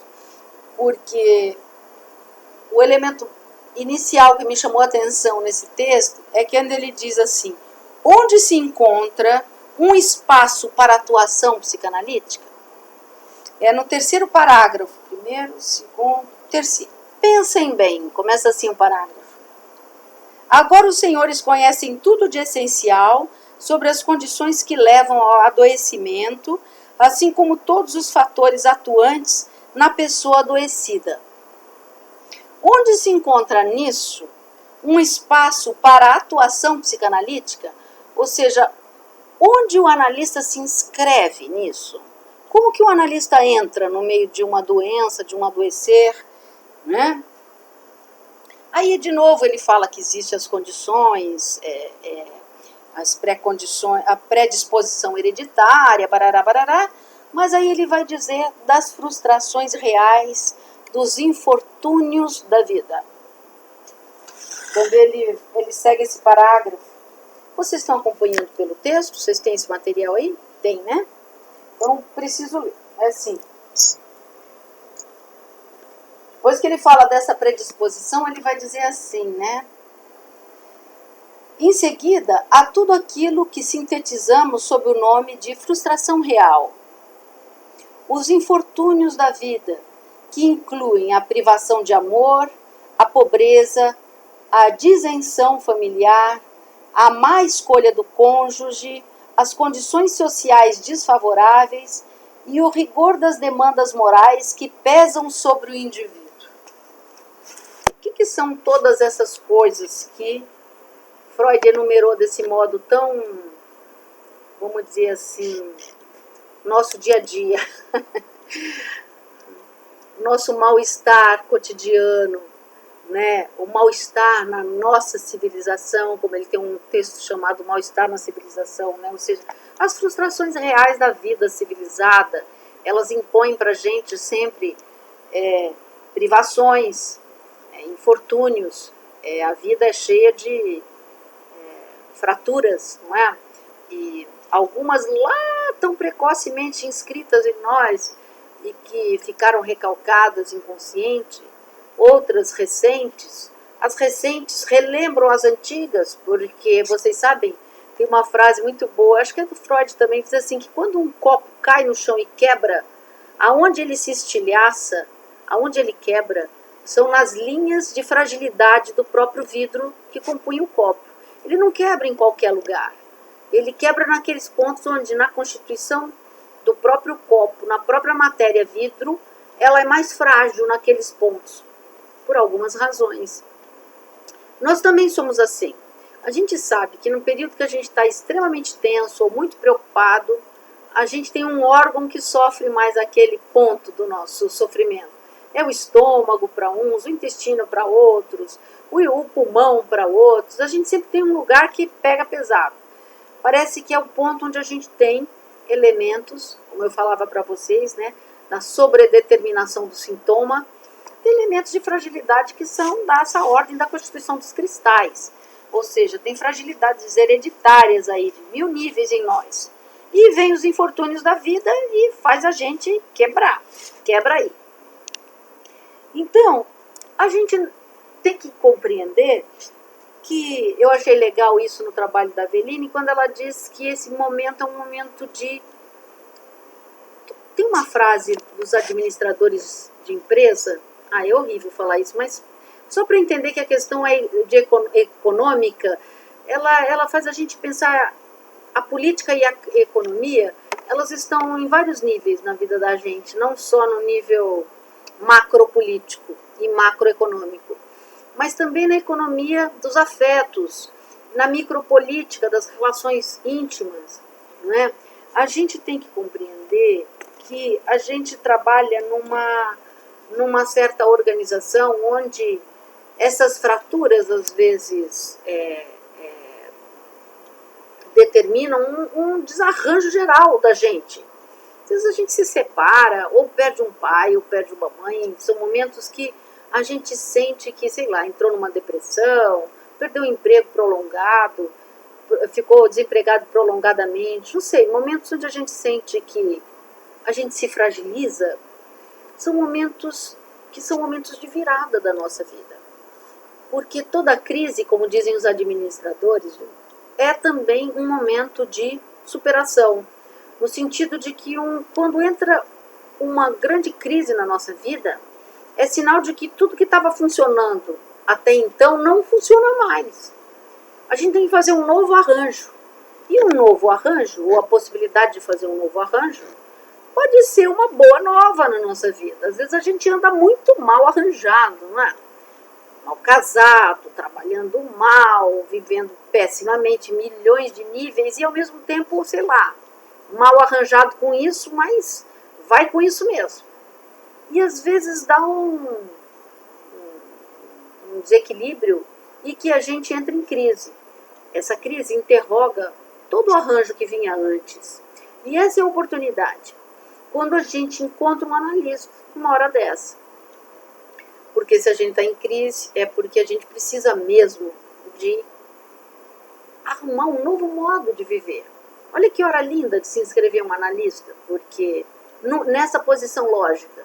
Porque se é uma hora que você está tão desarranjado, se você procurar um padre, você vai ser uma ovelha do rebanho. Se você procurar um remédio, você vai ser um consumidor daquele medicamento. Se você procurar alguém que te dê conselhos e ficar te aconselhando e te orientando, você vai ficar, digamos assim, sempre esperando do outro uma solução. E essa é a hora que você tem a oportunidade de encontrar uma caixa de ressonância para as suas questões, para a sua história de vida, para a possibilidade de se pensar de novo, se apanhar com mais recursos, né, com melhores recursos, numa posição mais generosa consigo mesmo, porque a crise pode ser realmente uma oportunidade se a gente chegar ao encontro nessa crise, ao encontro de um analista. Porque é só a gente que pode achar saída, achar um novo modo de viver, achar alguma coisa que possa responder aqueles pontos de angústia que te apertaram e possa achar com isso saídas totalmente singulares, articuladas de dentro para fora, construídas a partir de sua verdade. E a possibilidade da gente ser mais dependente, eu diria. A análise constrói a gente de um modo mais responsável por aquilo que a gente quer. O trabalho da análise produz esse efeito, porque o analista está ali do seu lado, mas quem tem que achar saída é o sujeito. O analista às vezes funciona como um elemento que traz clarezas, como se tivesse uma certa lanterna ali no caminho, quando a gente está sem conseguir enxergar. Mas essa luz só acende porque o sujeito fala. Então, assim, o que faz a luz acender é a fala do sujeito, ou seja, onde está a luz? Está dentro de mim mesmo. Como eu preciso de falar para poder clarear minhas próprias ideias? E isso é um artifício tão inteligente que Freud inventou e que Lacan aperfeiçoou e que vem produzindo e que produz como efeito ao longo do tempo, porque a resistência incide e nada vai fácil, né? Não se desmantelam as coisas facilmente. A gente vai num processo de desconstrói, constrói, desconstrói, constrói coisas em nós que a gente não fica diferente do que a gente era, a gente fica muito melhor naquilo que a gente já era. Como que eu posso dizer? A gente não vira outra coisa, a gente não se torna outra pessoa, mas a gente se torna muito mais esperto para fazer o bom uso do que nos salva, do que nos enlaça, e a gente consegue chegar onde a gente quer pela via de uma verdade mesmo, ou seja, pela via do que a gente é e do que a gente pode. A gente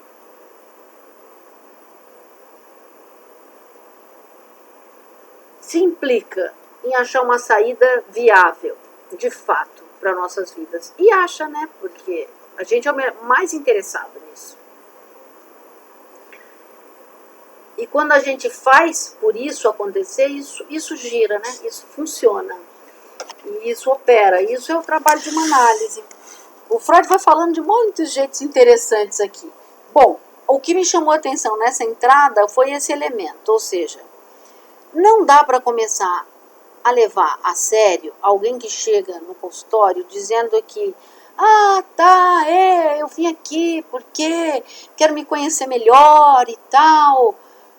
Você falou assim, ou essa pessoa ainda não sabe, não conseguiu dizer qual é a questão que está aí de sofrimento para ela, ou então ela não tem demanda de análise. Vocês já ouviram falar isso? Tem gente que não tem demanda de análise. Por que não tem demanda de análise? Porque, na verdade, não tem nenhum sofrimento, nenhuma fratura, nada para se interrogar. A vida tá tudo bem. Tá tudo tão bem que... Por que você foi procurar um analista? A gente interroga. Por que você está fazendo? Porque eu queria me conhecer melhor. A gente até espera um tempo, né, para ver se isso não é um verniz, se não tem outra coisa aí, se o sujeito não pode ir tateando alguma coisa que ele ainda não sabe dizer, mas que é onde está o sofrimento dele. Mas às vezes não tem mesmo. E aí a gente tem que escutar isso também, né? Tem que dizer, olha, não sei, talvez não seja a hora de você fazer uma análise, você me parece tão bem. Por que que você está achando que precisa de se conhecer melhor? Ou... Enfim, desencoraja, né? A gente desencoraja alguém a tentar ficar insistindo num lugar onde você vê que o ferro tá frio, tá entendendo? Que tem que chegar com o ferro quente para fazer análise. Tem que chegar no ferro quente, no sentido assim de que a gente pode mexer com isso, porque ele tá pedindo que se mexa. A gente tem onde pôr a mão, porque tem um sofrimento. Mas se não tem nenhum sofrimento, não tem nenhuma fratura, a princípio, aí fica contando e repetindo uma rotina sem sentido, um papo esvaziado. Um analista tem que fazer um ato, né? De dizer, olha, está precisando de análise, ou pelo menos não agora, talvez ainda não sei. Acho que não é o caso de você voltar semana que vem, não. Às vezes até esse efeito pode produzir alguma coisa, né? Não sei, mas não dá para ficar no enrola bucha. Vocês estão entendendo o que eu estou falando, né? Quer dizer, ou o sujeito está lá falando de alguma coisa quente, ou então tem um sofrimento e um pedido, ou então não tem analisibilidade possível, né? Aí ele falou uma coisa que eu fiquei tomada de simpatia, quando ele fala do desejo de fazer análise para as pessoas que não têm condição de pagar. Vocês viram isso que ele fala? Uma pena que eu não posso, não temos condição sequer de voltar nossos esforços para os despossuídos, porque é muito laboriosa e cara um trabalho analítico. Precisaria realmente de o Estado entrar aí, sustentando de algum modo o trabalho do analista, porque é um trabalho muito laborioso e caro para ele ser feito só como, vamos dizer assim, para os despossuídos. Quer dizer, quem que paga o analista dos despossuídos? Por isso que a gente tem que ter saúde pública. Pensar que a saúde pública é uma... ou no caso, a Aveline é uma analista paga pela saúde pública, uma funcionária pública que trabalha numa instituição para despossuídos, né? No tempo do Freud isso não existia desse modo, a psicanálise não estava nos manicômios. Isso é produto do que ele deixou para nós, o que nós fizemos com a obra dele. Hoje, a psicanálise já está nos manicômios. O sonho do Freud se tornou, de algum modo, realidade. Mesmo que esburacada, né? Mesmo que minoritariamente, nós hoje temos analistas fortes, fazendo um trabalho muito consequente, muito bonito, na saúde pública, né? Em todo o Brasil. Temos analistas, no SUS, muitos analistas trabalham na saúde mental, né? Nos CAPS, o sonho de Freud se tornou, de algum modo, realidade, porque ele fez por onde, né? Transmitindo seu ensino, montando suas sociedades. Ele faz uma crítica social que eu achei também delicioso de ouvir.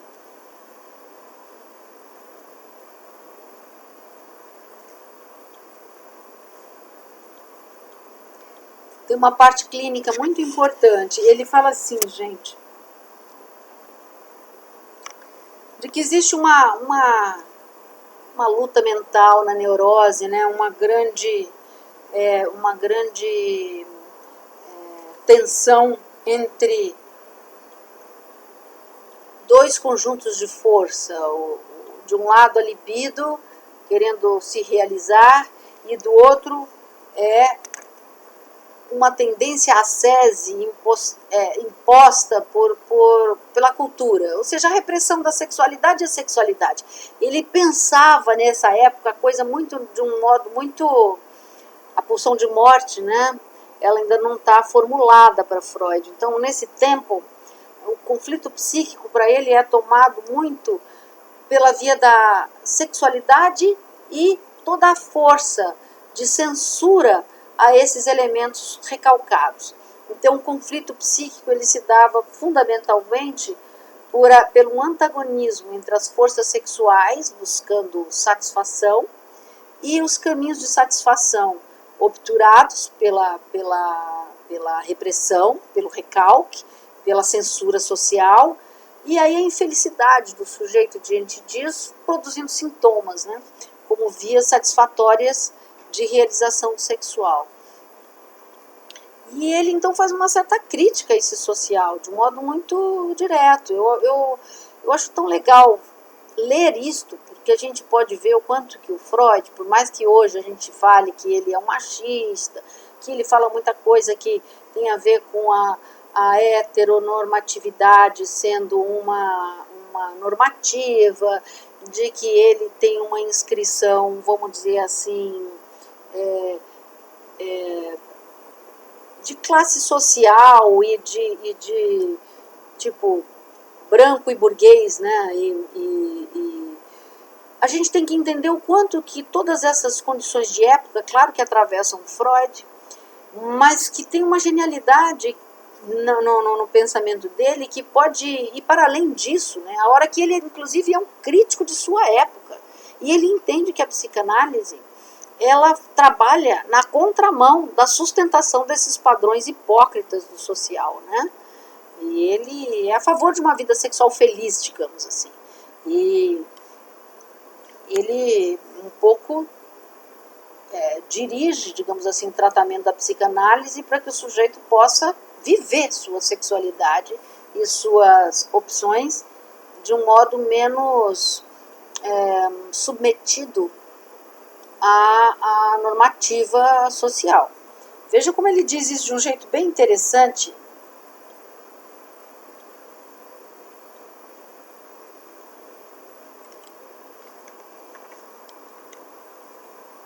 Ele diz assim, ó.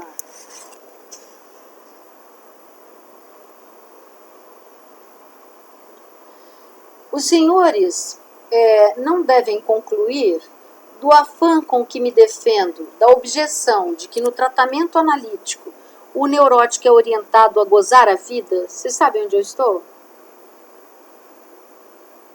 No meu livro está na página 574. Deixa eu achar os parágrafos para localizar vocês. Lá na frente. Aqui o nosso PDF está na página 466. Ah, ótimo. Mas... Ótimo, obrigada. Então, as traduções são diferentes, né? As edições, a minha é aquela azulzinha da Imago. A sua é essa? Não, é aquela da Imago.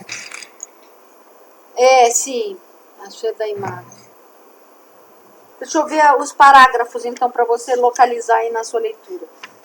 Primeiro, segundo, terceiro, imenso. Terceiro parágrafo é imenso. Quarto é imenso. 5, 6.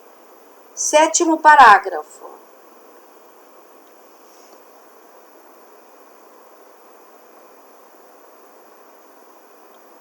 Localizei aqui. Os senhores, no entanto, essa... Isso, Aí eu já li essa primeira parte do parágrafo, ele vai dizer assim: não somos reformadores, e sim meros observadores, mas não podemos deixar de observar com olhos críticos.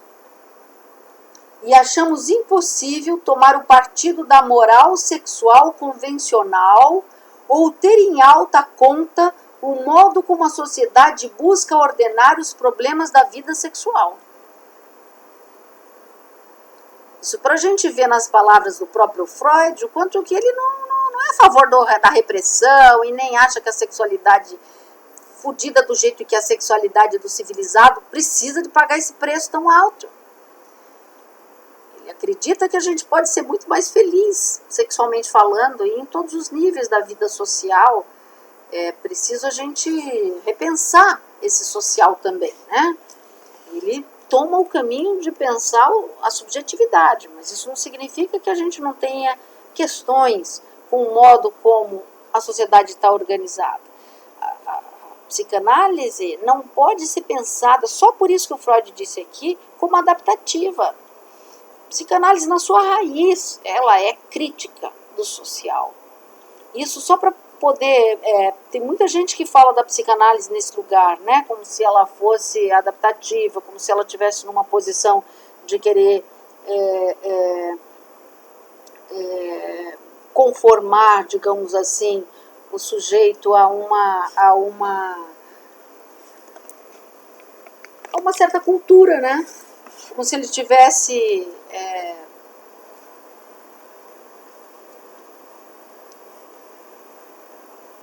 numa posição conservadora a princípio, né? Bom, meu Deus, tem alguém me ligando sem parar, e não é isso. Bom, é isso. Estamos diante de uma palavra tão crítica e que ele pagou um preço tão alto no período onde ele falava sobre a sexualidade infantil, onde ele analisava suas histéricas. Ele foi um crítico social e ele desvelou uma hipocrisia social. Ele não pode ser hoje confundido, como fizeram os pós-freudianos, né, com adaptação, com submissão, com doutrinação, né, porque rompendo com tudo isso que a transferência estabelece a base do tratamento. Rompendo com a sugestão, rompendo, porque na base de tudo isso tem, na verdade, uma grande crise social, uma grande crítica social.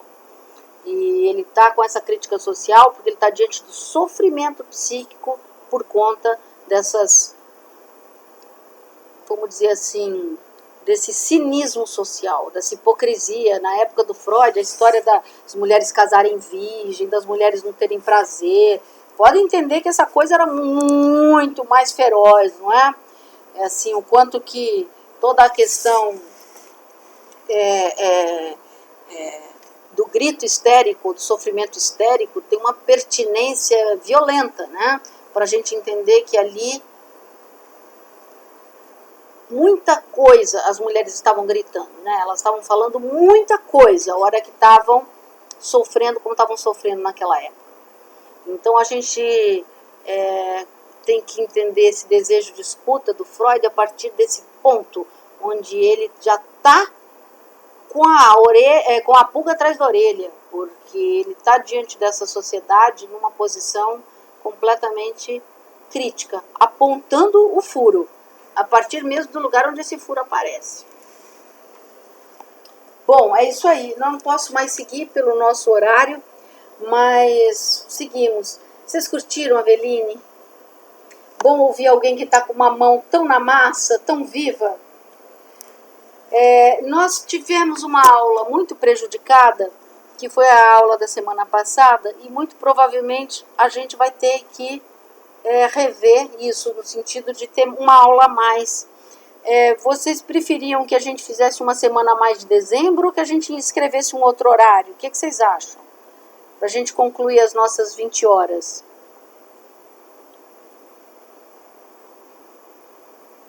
Outro horário. Eu voto em fazer uma semana a mais. Uma semana a mais, ou um tempo a mais a cada semana, tipo, Sim. Uma hora a mais ao longo de 2 dias, ou fazer alguma coisa assim, é melhor do que entrar em dezembro, né? Sim, pode ser também. Pode ser. Então vamos pensando, vou me organizar aí com o nosso roteiro de trabalho, mas a gente precisa das 20 horas, porque foi o nosso combinado, né? Nosso conjunto de horas aí para efeito de documentação das horas trabalhadas aqui com a gente, tá bom?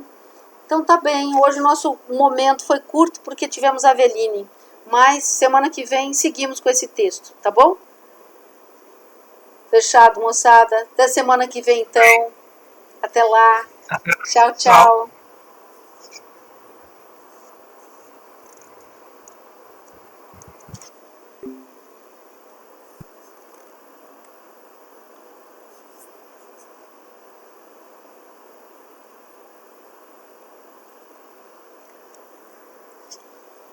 Ai, Gabi?